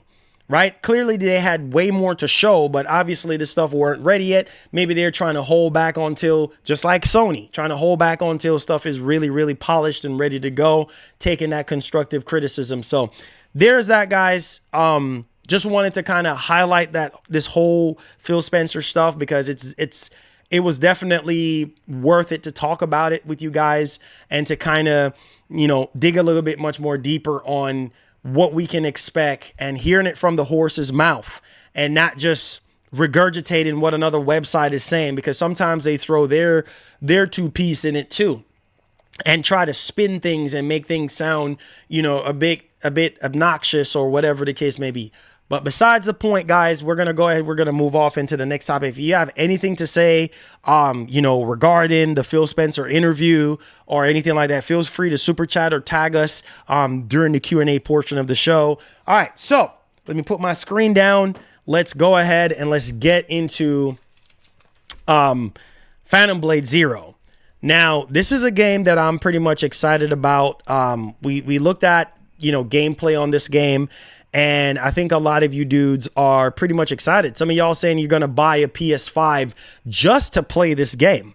Well, the irony of this is this, right? Because, people will assume that most of the second party stuff that is quote unquote exclusive to PlayStation is 99.9% or at least 100% exclusive.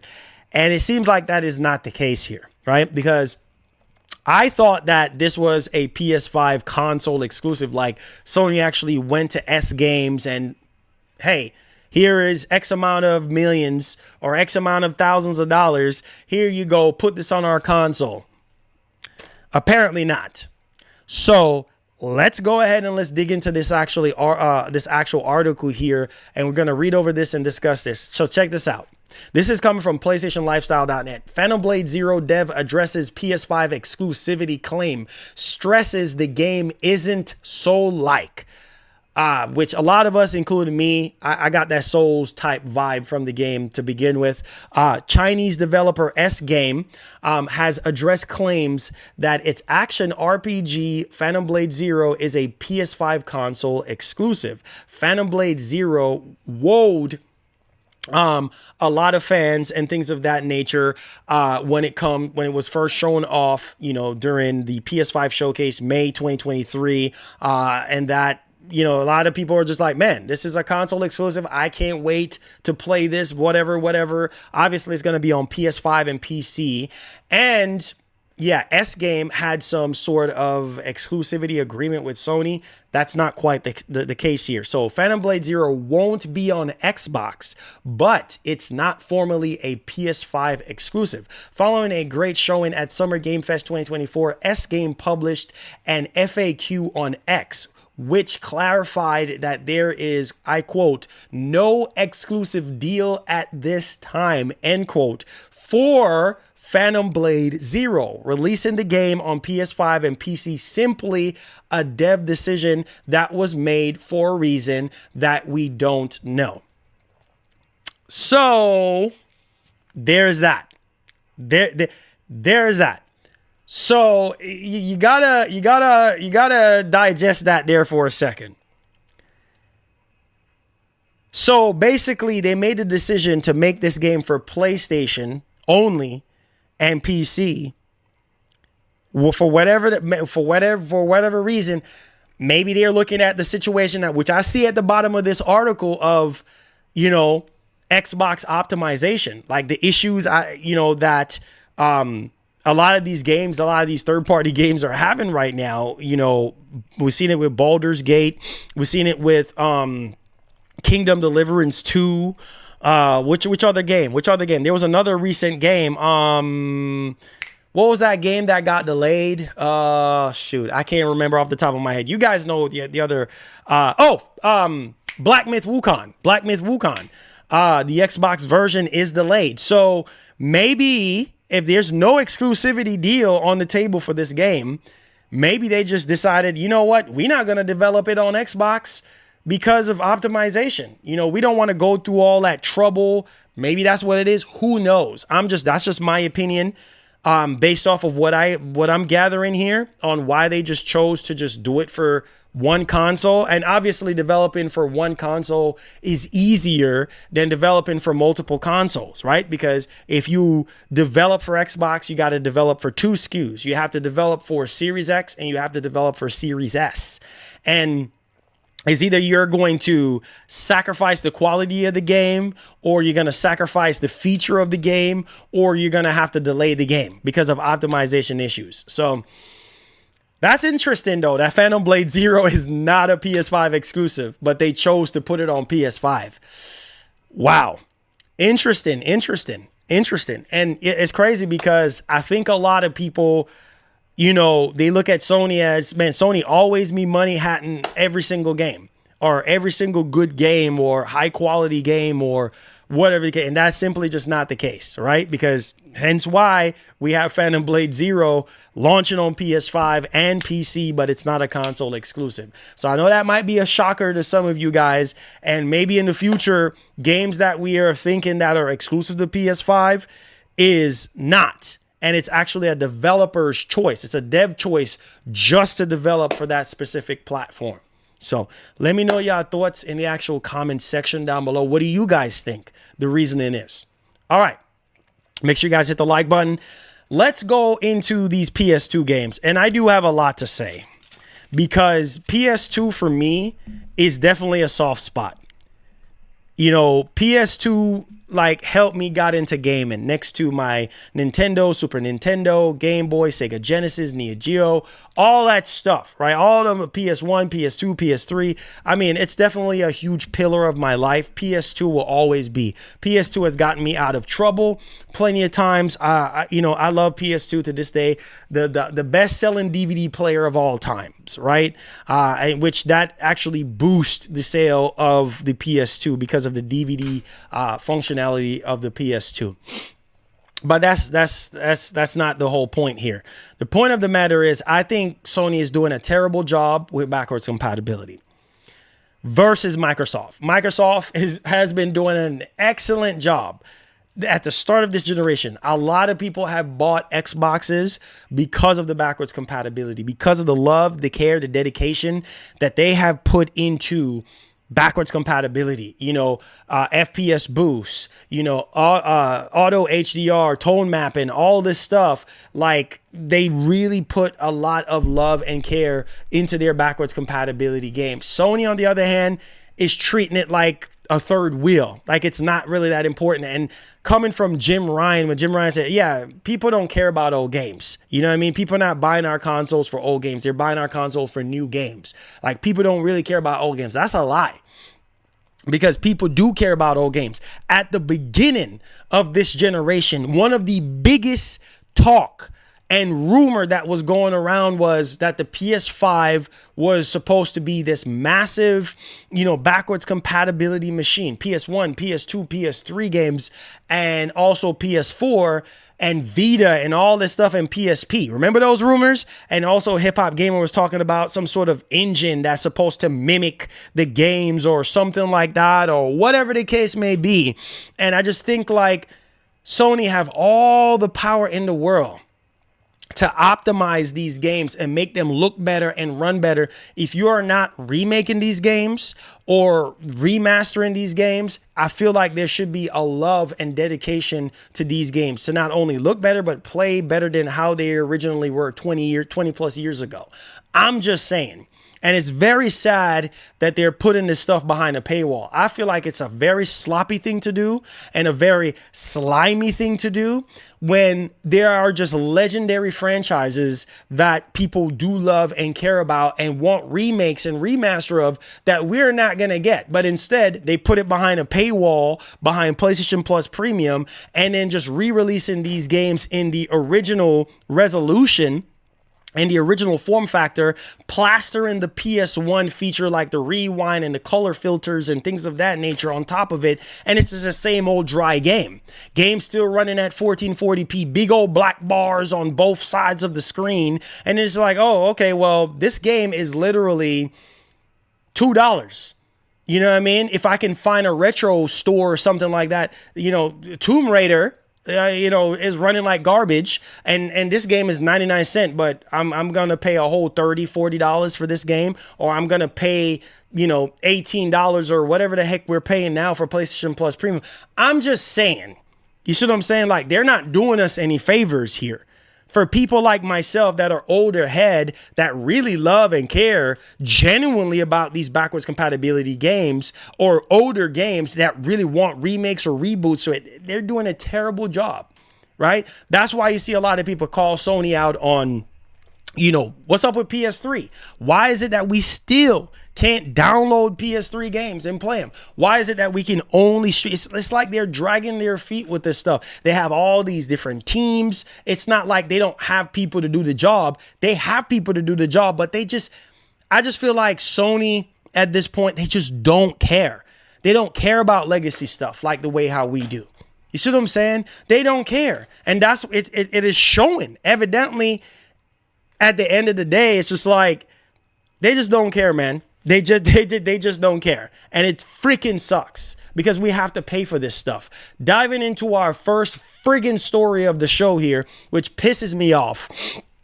Let's go ahead and let's discuss this. So this is coming from PSU.com. Tomb Raider Legend PS5 and PS4 release is disappointing as the game runs at 30 FPS, 1440p.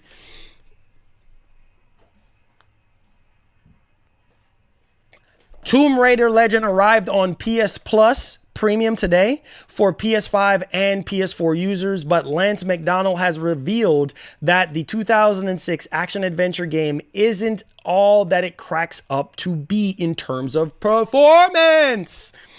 The PS2 game runs at 30 FPS and renders at 1440p, which, as you can imagine, doesn't look great at all, especially on modern displays. The biggest kicker is, however, if you pay for the game outright without subscribing to PlayStation Plus Premium, it's available on the PlayStation Store as a standalone purchase for $20.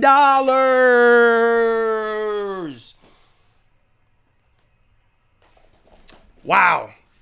Wow.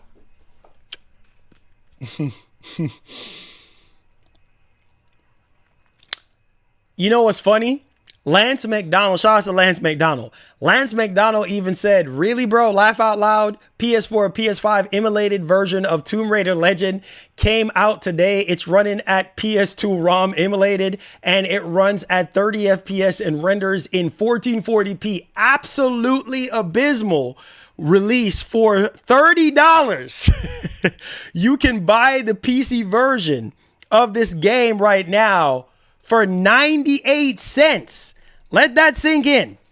For 98 cents. Sony don't care, man. They don't. Y'all can defend that all you want. This is the same reason why I'm always going to be me, and I'm going to call this stuff out because it's bullcrap. What have we been talking about on this channel? For years, I've been talking about this stuff. Sony sitting on their money. They're sitting on gold mines. You see what I'm saying? They don't care about backwards compatibility. You can say whatever you want to say. You can defend Sony all you want. This is bullcrap. And it really shows you what the future holds when it comes to backwards compatibility. Wow. Oh, we ain't done yet. Freaking shame. Freaking shame. Freaking shame. Sly Cooper, the next victim.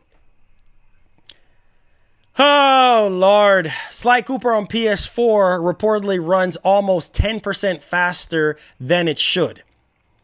So a speedrunner had something to say out on X. Says PS4 version of Sly Cooper 1 runs almost 10% faster than it should, resulting in it feeling very different and bad.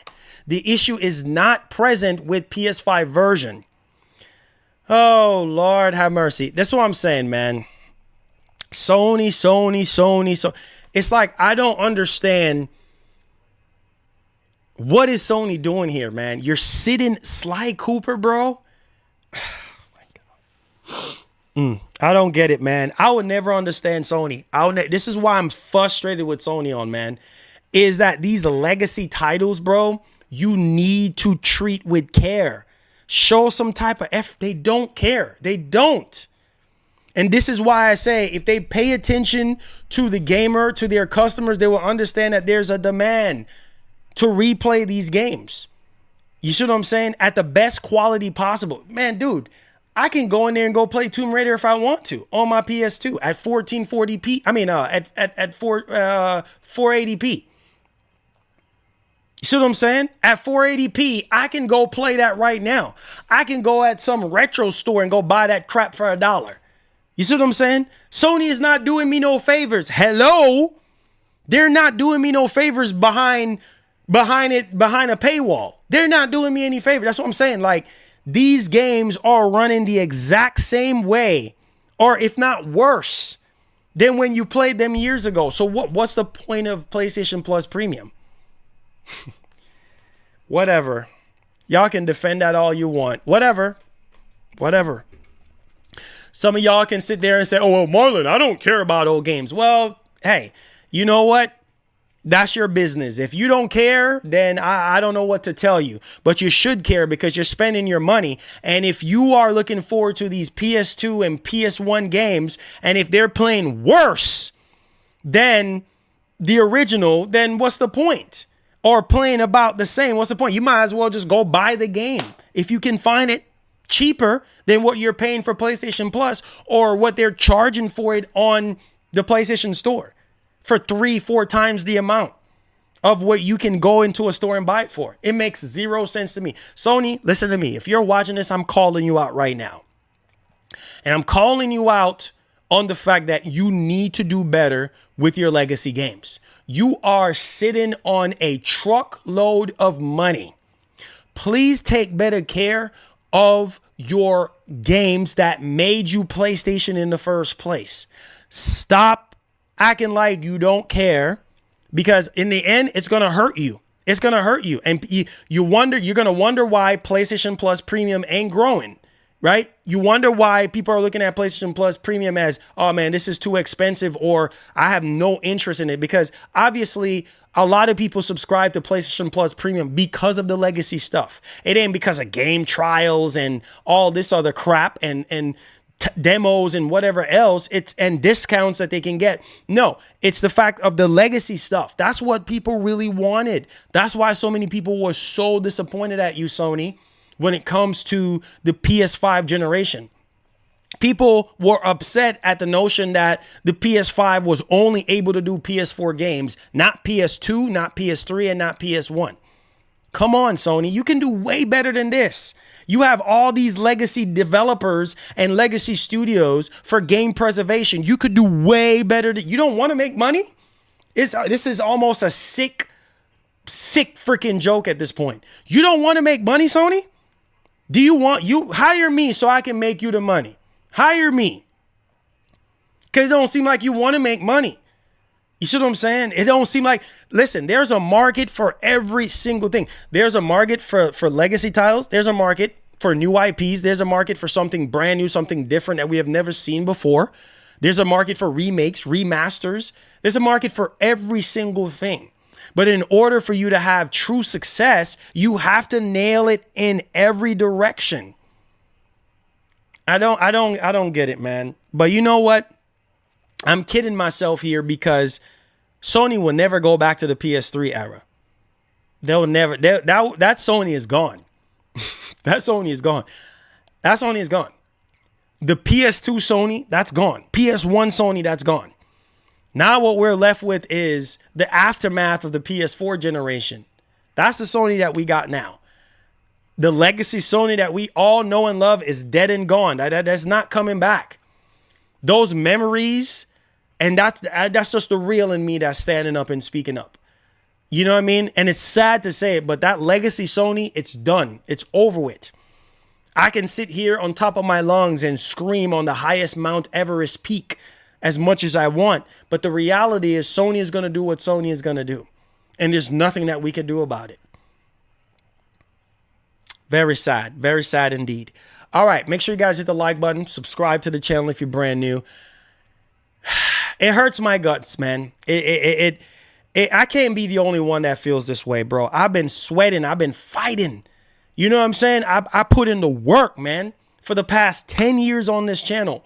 You see what I'm saying? Screaming on top of my lungs and trying to call these companies out on experiences that I would like, on experiences that you guys, I'm literally, I don't know, man. I don't know. Sad. Sony has reached a point that their profits margins are not hitting their benchmark with these games just breaking even. Those shareholders don't give a F about gamers.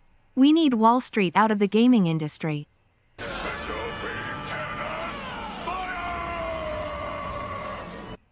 Redo these games cheap for production downtime. Yeah, most definitely. Thank you, Joseph, for the $50, the biggest donation of the show. Thank you so much, man, for going above and beyond and supporting us, man. It goes a long way. Thank you for the big body 50, baby. No, to piggyback off of what both you guys said, Joseph and Chef. Listen, man. It's sad, man. It's that, and this is why I say that's one of the key areas that I love about Xbox, is that they care. You know what I'm saying? They do care to an extent when it comes to feedback and what people have been begging and asking for. Are we getting every single thing? No.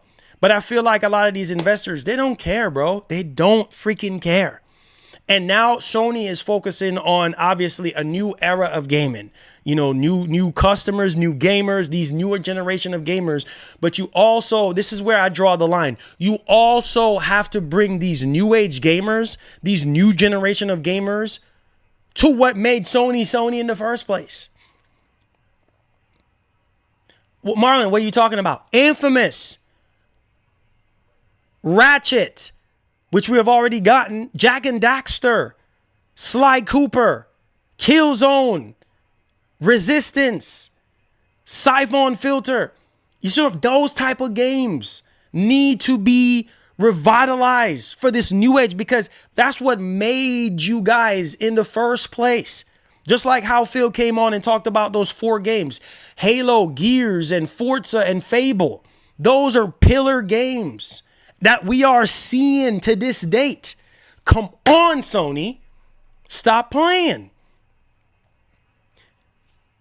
Let me use a prime example here, because it pisses me off with Sony. It pisses me off.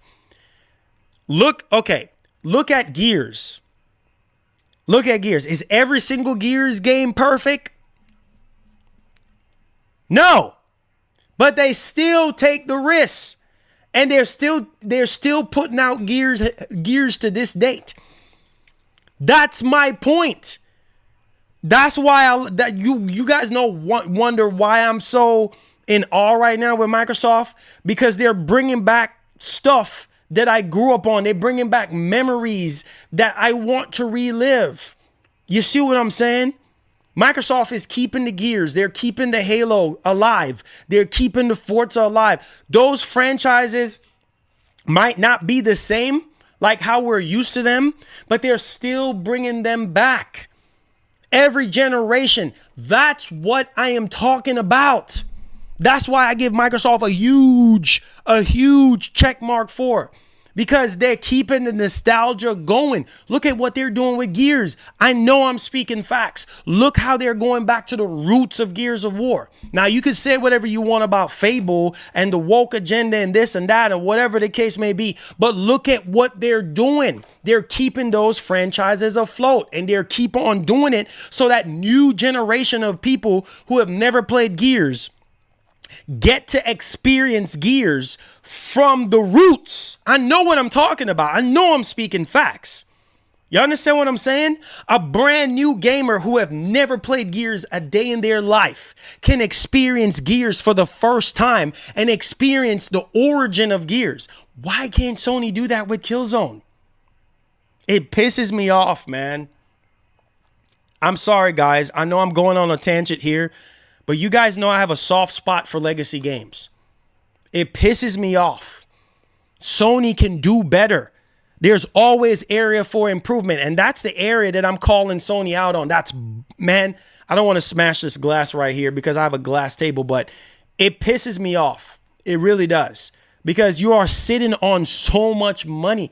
How many times had PlayStation fans cry out to you guys, hey, bring back Killzone, bring back Resistance, bring back SOCOM, bring back Siphon Filter, bring back Infamous. Y'all are not listening.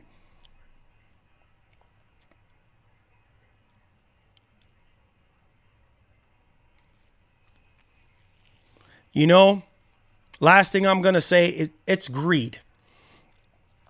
When I was typing up the show today and getting prepared for the show, all came to mind when I was typing up the show today is greed. So when I saw this, everybody, Lance McDonald and everybody else making videos and actually seeing it for myself, I was like, it's greed. They don't care. Sony does not care. And this is why I say, with all this new management and stuff that we have at Sony right now, man, they talking about, oh, they're going to listen more to the fans, and oh, the games are going to go back to the roots of what makes PlayStation. I hope so. Because it don't feel like 30 years of PlayStation to me. It don't. Because for 30 years, you need to show that you care. What is this garbage that you're doing? What is this trash you're doing? Is this how you treat your legacy games? Is this how you treat 30 years of PlayStation? By just putting out just unoptimized, we don't care garbage? Really, Sony? You can do way better than this. Shame on you, Sony. Shame on you. Damn. It's just, whatever, man. The more and more I talk about it, the more and more it pisses me off. It pisses me off. Really does. Yeah, Sony, you're pissing me off because it pains my gut that you let Microsoft walk all over you when it comes to legacy games. And you have the better legacy games. And you let Microsoft walk all over you. All generation, they're just walking all over you. You're not allowing that. You can make so much more money. But I guess you don't want to because you want to focus on PS4 and focus on PS5. And that's fine. If that's the way you swing. But don't start complaining when you don't see the growth in areas where you need to see the growth at. What a freaking shame. Let's move on to the next topic because I'm wasting my time talking about this because you know what? The truth is it ain't going to change. So stop wasting your time, Marlon. Next topic. Let's talk about this Halo situation, man. And let's talk about this rumor because it just popped up and people wanted me to talk about it again. But this is like a different conversation, I guess, pertaining to Halo on PlayStation, which I think that Halo should not come to PlayStation at all. New age gamers don't appreciate or care about the games we grew up on, bro. That the reality of younger games now. They ain't lived through dem eras to know what they meant to us. We just old now. That is true. But my whole thing is this, though. This is what I would fire back with. Why is Microsoft doing it? My whole thing is, if Microsoft is doing it because Microsoft sees the benefit. People talk about Xbox 360 all the time. People ask about, more backwards compatible. You see people asking about older Call of Duty games. Hello, one of the biggest requests when they bought Activision Blizzard King was older Call of Duty games on top of playing Call of Duty Day One on Game Pass. You see what I'm saying? Let me stop talking about it because it pisses me off. Now, Sony got a lot of work to do in that department. They have a lot of work to do in that department. They do. You have a lot of work to do in that department. Now, let's move on. So, Halo, just like Phil was saying earlier, still keeping those older games. Same thing I just said. Keeping those older games relevant to this day. For the older heads like me and newer heads. They can experience those games and buy into those games that we grew up on. That's one of the areas where I love Microsoft for, and I will forever love them for, because I love nostalgia. I love to revisit memories. Because some of these new age games is garbage. Let's be honest. A lot of these newer games that they're coming out with, it's just nothing close to the love and dedication in terms of development when it comes to those older games. That's why they always say the 90s and the early 2000s and mid 2000s were the best era in gaming. These new age late 2000 games is freaking garbage. Okay? You guys know it too. You can defend it all you want. Most of these games are just not as good as they once were. Facts. All facts. You guys know that. These developers are greedy. They don't care about, put in the necessary effort into the game. They're putting out these unpolished mess, unoptimized mess, broken piece of garbage, and we'll fix it later. The passion is obviously not there anymore. And you guys know it too. Some of y'all don't want to admit it. That's your business. But if you look at the developers that we have now, compared to the developers that we had in the 90s, early 2000s, maybe in the 80s and stuff like that, they were hungry back then. They were passionate back then. They were creative back then. These new age, whatever. Listen to me, man. Let's get to this. So Zuby Tech out on Twitter put out a rumor here that we're going to be going over as well. Halo multiplayer def should have and needs to be. Yeah. Let's talk about, thank you for the donation. Let's talk about what he's saying here about this particular rumor. So Halo, all right. Now, this is obviously Combat Evolve, will be remade, right, for PlayStation 5, running on Unreal Engine 5. Now, when I heard that, I was like, I'll believe it when I see it. But at the same time, certain franchises and certain pillar games needs to stick to that particular console. You see what I'm saying? And not come over. Same thing with Sony, same thing with Nintendo, same thing with everybody else. So there's that. The next pillar is the game will be faithful, but will have new elements and build up on cut content and mission. So obviously, keeping it fresh, not just, remaking the game or anything like that. And it's literally the same. So missions apparently that were cut or cut content can now get introduced and breathe new life into it so that people can, really experience it fresh again. Instead of porting the obviously Master Chief Collection to PS5, selling each remake of Halo 1 and 2 and 3 would have higher revenue. That's for sure. Most definitely. But I'm still standing firm on it should stay on Xbox. The dev team dislike Combat Evolve Anniversary port and will be learning from its missteps. So there's that one. 343 is in full control of the game, but they are going to use contractors and will be outsourced. All right, so modernize gameplay like sprint and clamber. Okay, so there's that. It's in a very early stage of development. Multiplayer won't be remade, only SP. Now let's stop right there. I don't believe any of this. I don't believe any of this. Like I said, I'll believe it when I see it. Would Microsoft make a lot of money if they bring Halo 1, 2, and 3? Because those are the best ones, in my opinion. 1, 2, and 3 to PS5. Oh, man, heck yeah. They will make a boatload of money. You see what I'm saying? If they bring it to PlayStation. Oh, most definitely. Right? But does it make business sense to do it? Yeah. But coming from somebody that grew up on these legacy titles, I just feel Remember when Rockstar had a new game every year? Yeah, that's not the case anymore. That's definitely not the case anymore. Like I said, game development has you know, just taken longer and longer and longer and longer, has changed, you know, over the years, man. And these games are getting more and more difficult, more and more harder for, you know, developers to develop and stuff like that. So yeah, it's crazy, man. But yeah, back to the conversation. Halo should stay on Xbox and remain there. If they're going to remake Combat Evolve, keep it on Xbox. Keep it on Xbox and put it on PC, cloud, and things of that nature.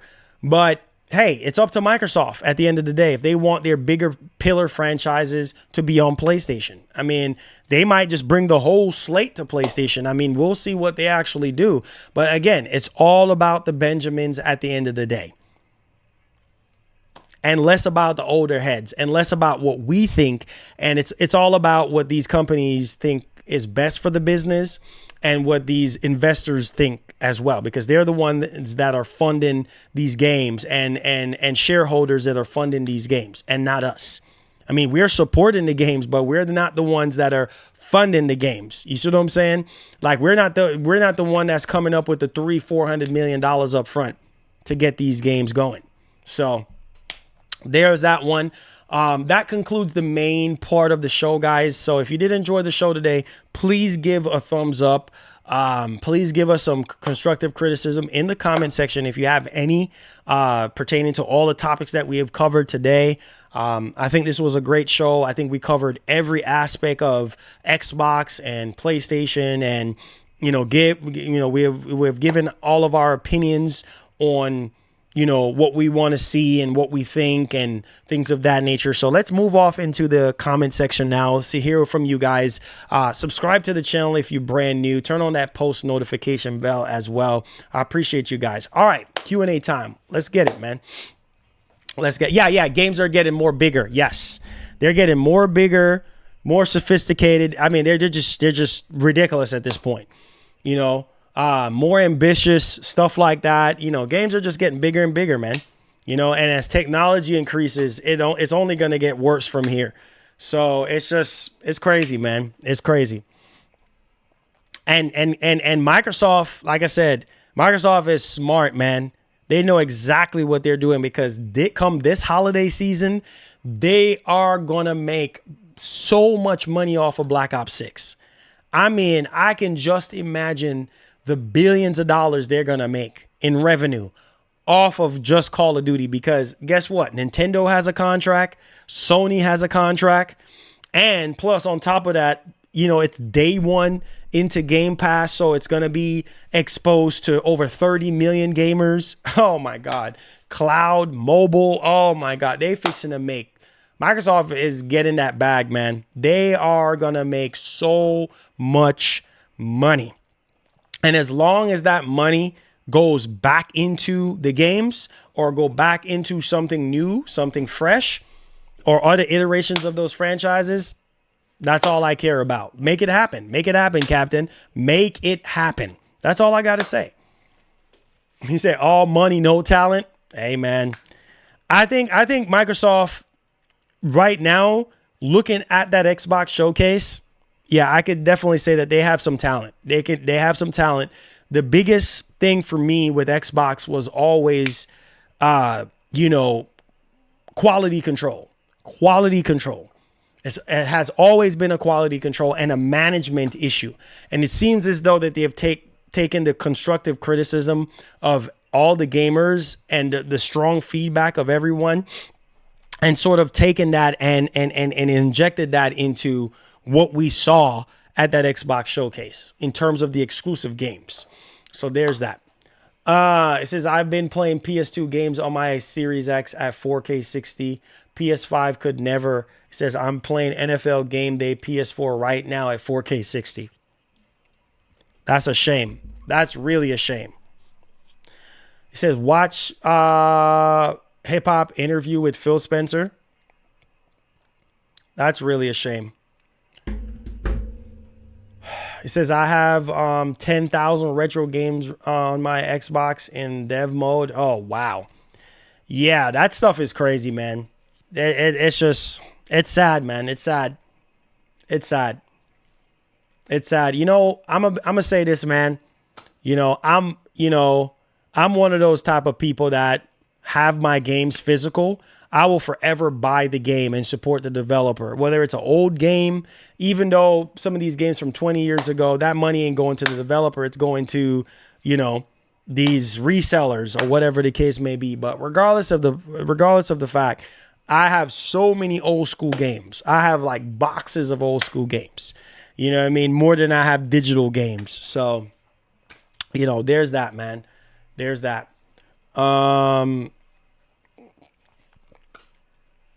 He says, how you $1 trillion company and still in third place? Make that make sense? Well, it's not about the money, bro. It's about the competitive side of things. It's about the games. It's not about the money. You can have Microsoft has shown us you can have all the money in the world and still be at last place. You see what I'm saying? Because it is the games, right? It comes down to the games. Building great games and services is what's going to win the show at the end of the day, not the money. You can have all the money in the world and you still can't have something successful. You still can't have great games. It comes down to the developers and how talented they are. You see what I'm saying? So, and I think at this point, Microsoft just does not care about being in third place. They're happy in third place because they know that they're winning at the end of the day when it comes to their games, their services, Game Pass, cloud, mobile, PC. They're winning in other areas. So they can care less. I'm just saying.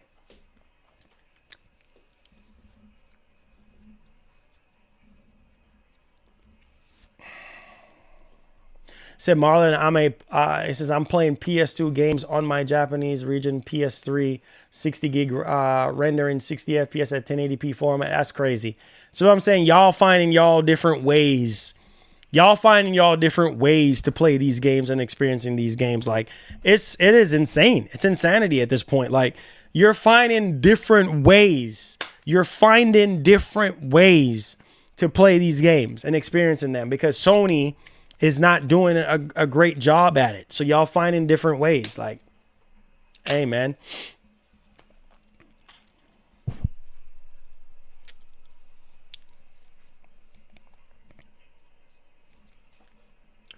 Said Microsoft never made an exclusive in their life.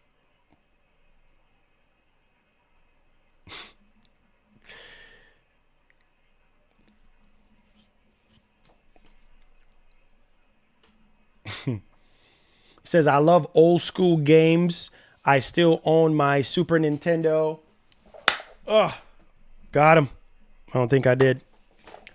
Mosquitoes like crazy, man. It says, I have over 825 games alone. Oh, wow. That's crazy. That's a lot of games. 90% of Xbox players didn't beat Hellblade 2.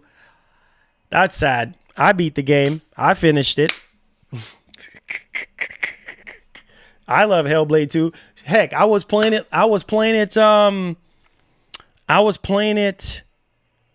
yesterday. I was playing one of the levels yesterday again. I love Hellblade 2. I finished it.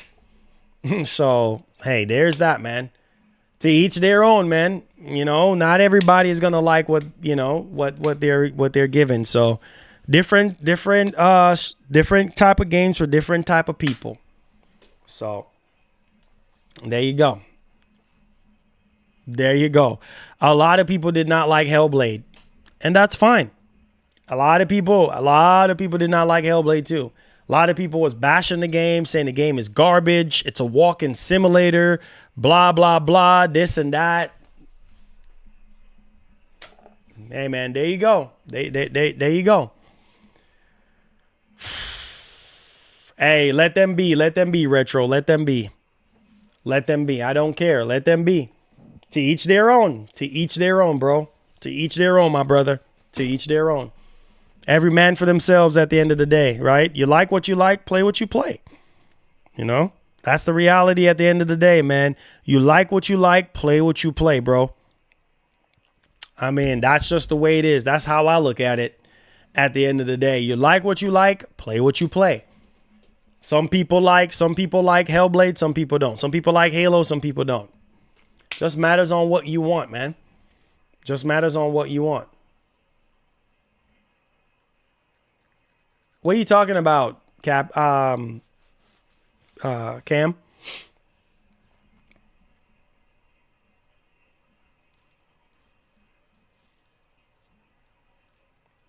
90% is a big number not to finish the game, though. That is. It is. If that is true, wow. That's crazy. I don't know, man. I don't know. Hardware limitations, I guess. Retro, I don't know. Oh, okay. Got you. Yes, sir. Yes, sir. I got you, Cam. I got you. You said, where is the PC Hellblade 2 gameplay on here? I guess you weren't watching when I was playing it. Yeah, it's on the channel. Go look it up. It's on the channel. So much for that SSD. Oh, Lord. Here you go. Here you go. Here you go. I finished both Hellblade games. There you go. There you go. There you go. There you go, man. You know, man, honestly though, I need to get back on that I need to get back on Elden Ring, man. I need to finish Elden Ring. It's very sad that I'm gonna need some help playing Elden Ring again. Maybe with some of the members, maybe we can have like a grind leading up to the DLC. I don't even know if I'm gonna be able to finish it on time, because apparently you have to beat a optional boss in order to play the DLC for Elden Ring. So I got really, really far on the Xbox version of Elden Ring. Like I was like halfway done with the game. And then there were so many other games that had came out and, just got sidetracked. But yeah, man, definitely got to get back on that Elden Ring grind. So if any member or anything like that, if you have it, I think I have my PlayStation copy, because I think I got Elden Ring. Somebody donated for us to get it on Xbox, so I still have it on Xbox. Yeah, and I have it on PlayStation as well. So yeah, if any of the members want to get on that grind and help me out, and if you have an awesome bill and you want to help me out, man, we got to get back on that grind though, for real, because that DLC looks amazing. DLC looks amazing. So, yeah.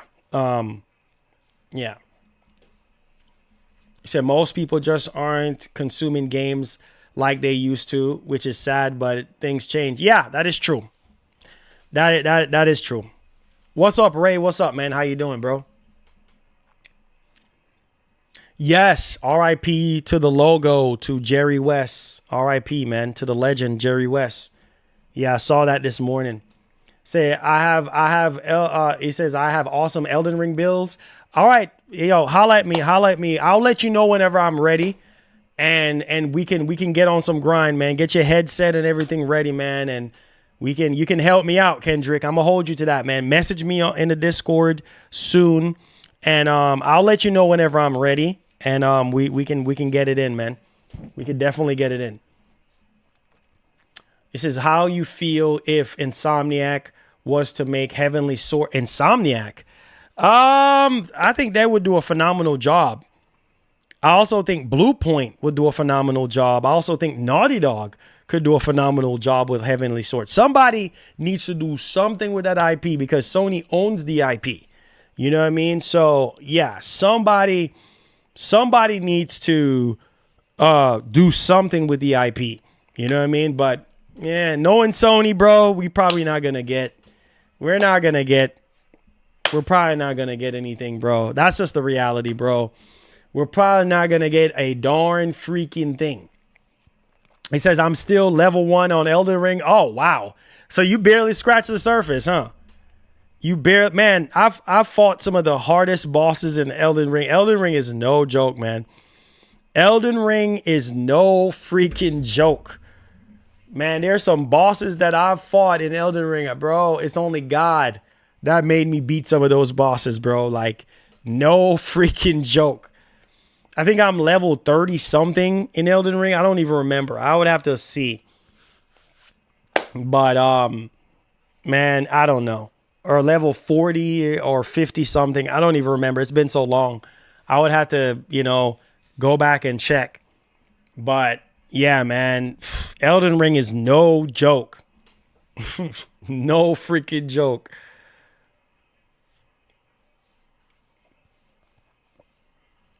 He says, "What's up, man? Who trying to play? I got it on PS5. Yeah, we're trying to gather up all the members, man, and see if we can get on that grind, get on that Elden Ring grind again. Elden Ring is no joke, bro. It's no joke. It says I beat Demon Souls remake. That's awesome. Yeah. Oh yeah. I did. I beat Demon Souls. Yeah, I did. I did beat Demon Souls. Demon Souls was no joke. No freaking joke. That last boss, yeah, we had a member that came in. I think his name was Toronto Demon. He had come in and helped me out towards the end and stuff like that. But man, after finishing Demon Souls remake on PS5, I was like, good Lord, man, that game was no joke. Man, you thought Elden Ring is crazy. Demon Souls and Dark Souls. Yeah. No freaking joke. No joke. Yeah, you remember that grind. I think I beat it on stream. And I beat what you call it on stream? Demon Souls remake on stream. I've beaten Returnal. I've beaten Returnal on stream. Man, Returnal is no freaking joke. Before the newest update that they put out to make the game a little bit easier, man, I've beaten the game before the update. Man, that game is nothing but muscle memory. Like, nothing but muscle memory. Like, exercising your memory to the fullest extent. That game was no freaking joke. That Returnal was brutal. No joke. Man, that game, you want to talk about hard? Yeah, when Returnal first came out, that game was so friggin' hard. That game make you want to throw your $70 controller through the window. I'm not kidding. Not kidding.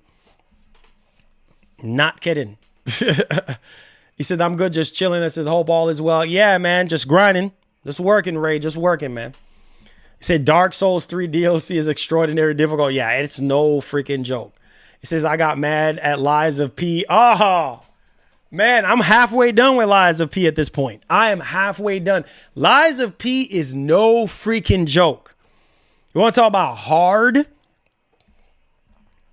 Yes, Returnal was crazy. I'm telling you. And I've beaten that DLC, Tower DLC. I've beaten that DLC. I love Returnal. I love Returnal, man. Love Returnal.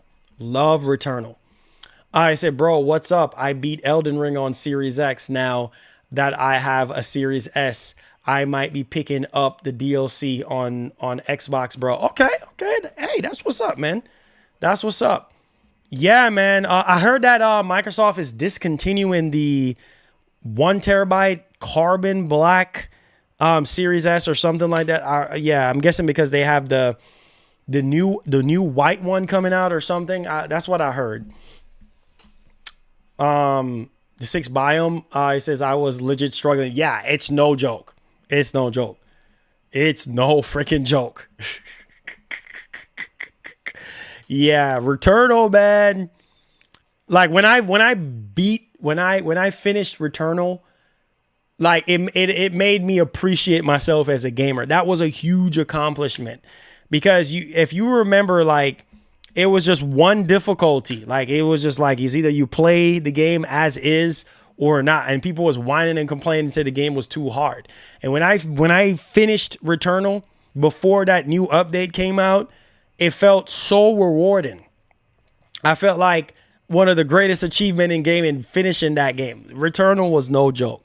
It was no joke. But man, when I finished that last boss on stream, for those of you guys who, I wish I was a Twitch partner because it would have saved my stream for Returnal. But a lot of you dudes have been following me for a while. You know, you was in that stream.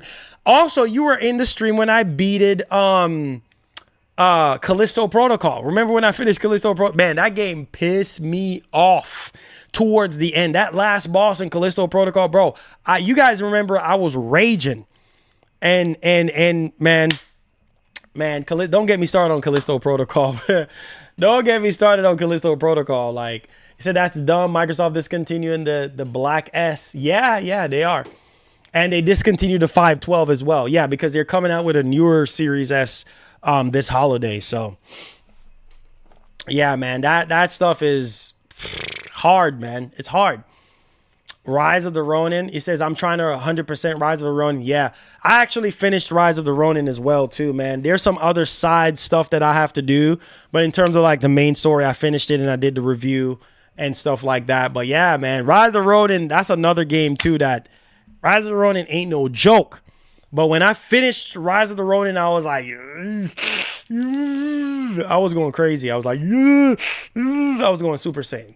Say, bro, I know I'm probably just dreaming when I say that Twilight Princess remake 4K 60 on Switch 2, bro. Yeah, you're probably dreaming. From what I heard it's on the level of the Series S in terms of power and capabilities, or PS4 Pro.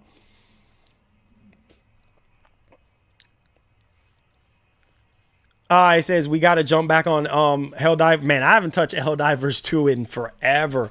Yo, Ray, you know we got to get on that Call of Duty. We got a whole Call of Duty squad that we got to rebuild. So Ray, you're part. When Black Ops 6 drops, I need all the members who do love Call of Duty. We have to assemble a team, a Call of Duty team. I gotta reach out to all the members and see what time works best for a lot of the members and assemble our Black Ops team now. From really, really soon, I want to get with all the members in the Discord, and we need to get with everybody's schedule and see what will work best. Ray, I already know you available at any time. So when Black Ops 6 come out, we rolling with the squad. We streaming and we have a set dedicated squad to play the game and to enjoy the game. And I want to do that with the members, moving forward, especially with a lot of these multiplayer games that are dropping as well. So there's that. I found I finished Stellar Blade and found it a lot easier than Rise. Oh yeah, it's way easier than Rise of the Ronin. Rise of the Ronin ain't no joke. What's up, Dallas? What's up?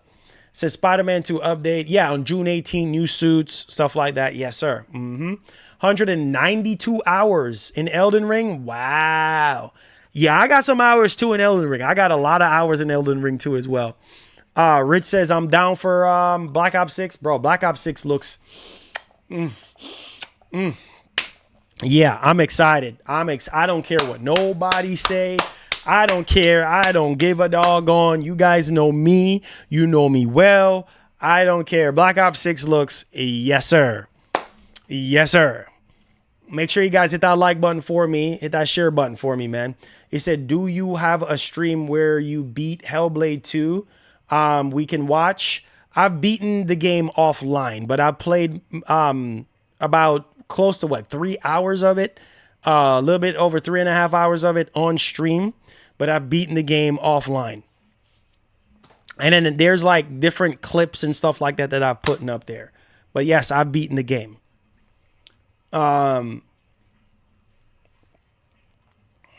And if you follow me on Twitter, you should know. If you follow me on Twitter, I put the credits. I roll the credits on the game. I even showed parts I even supposed to show. But if you follow me on Twitter, you will know I finished the game. He said Microsoft is going to make crazy bread. Yeah, I already said it, man. They fixing to make bank. They fixing to make bank. I'm gonna tell you that right now. They fixing to swim in cash. Oh yeah, Helldivers, definitely recommend it, man. It's one of the best multiplayer games that Sony has put out in a very long time.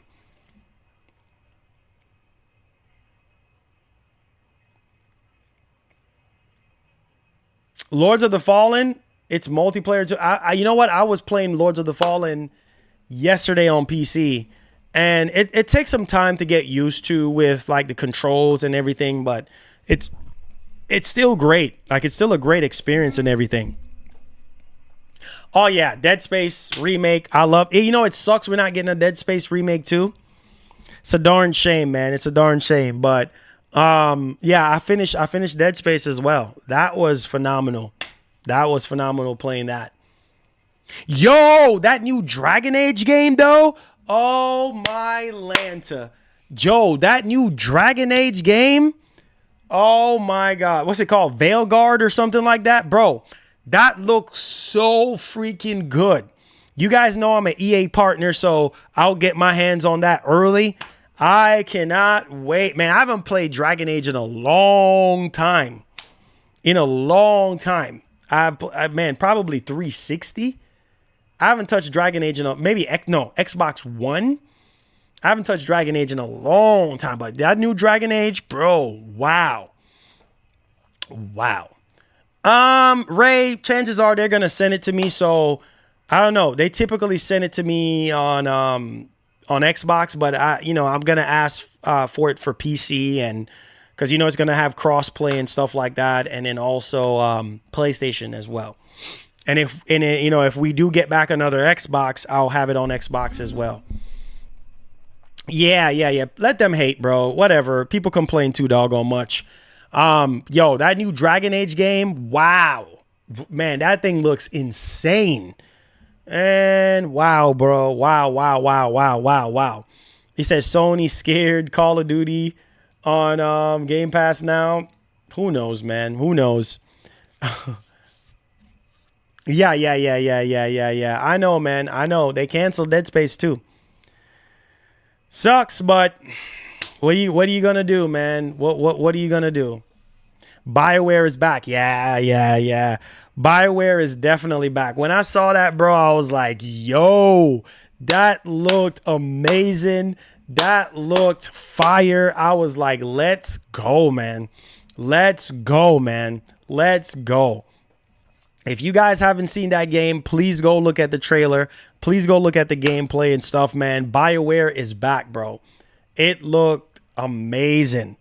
Wow, man. It's amazing to see games that you grew up watching or seeing or stuff like that, get remade or remastered or, just with new engines and things of that nature and just looking a lot better and stuff like that. It's crazy, man. It's bananas at this point. I said, Marlon, I'm excited for Perfect. Oh, Perfect Dark, bro. No release date, but yeah, I'm excited, man. I'm excited. I'm excited about it, man. I really am. Perfect Dark. When I saw y'all saw my reaction, bro. I was going crazy when I saw Perfect Dark. Xbox is cooking. Yes, they are. They're definitely cooking. After that showcase, yeah, they're definitely cooking, man. They're definitely cooking for sure. I'm not interested in any multiplayer games. Hey, I understand that. I need to finish Stellar Blade. I just been taking my time with that game. I need to get back into finishing that game though, like straight up. Need to get back into finishing that game, but I'm just not rushing it because I'm just like, a game like that I want to take my time with and stuff. Certain games you don't want to rush through. I'm like more than halfway through Stellar Blade now. So yeah, I put over 20 something hours, over 20 something hours into the game. So new Time Splitters. Yeah, that would be nice, but I'm not going to hold my breath. Marlon waiting on PC release, low-key. Here you go. Here you go. Nah, I'm not really into the mods, man. I'm just want a game, man. Hey, Flintlock. Does anybody know if they fixed Flintlock yet? Flintlock looks really good, but it's not running well on PC right now. So hopefully they can actually work out the kinks with that. For Xbox Showcase, man, I wish I had my soundboard. I need to bring my soundboard in here, man. I need to bring my soundboard in here. But, yo, that showcase was really good. Really good. He said, bro, I hope Nintendo will do some remakes or new games of old Super Nintendo NES game. Probably not, man. Who knows? Maybe we might get it. Who knows? Who knows, man? You know, who knows, man? I'm literally hoping for the best, bro. I'm literally hoping for the best. You know, I'm literally hoping for the best. But who knows? You know, we'll see. You know, we'll see what we get, man. On that note, guys, I appreciate y'all, man. Thank y'all so much, man, once again, for an awesome show. Thank y'all so much for chilling with me, for rocking with me, for kicking it with me, for talking video games. I love my job. I love what I do here for you guys, man. In about approximately maybe 2 more weeks, we're going to be hitting the 10-year anniversary of the channel. So that's going to be exciting to do a 10-year anniversary stream. I think that's very exciting to say the least. And yeah. So thank you guys for the support today, man. Make sure you guys hit that like button for me, guys. Make sure y'all hit that share button as well. Make sure you subscribe to the channel and hug somebody. Tell them you love them, man. And let's keep gaming, guys. Positive energy, positive vibes. Drive home safe if you're still at work or are you getting off work or whatever the case may be. Hug somebody. Tell them you love them. Put God first. Everything last. And let's keep it gaming, guys. I love y'all. And we'll see you guys in the next one. All right. Peace. Love you guys, man. You guys.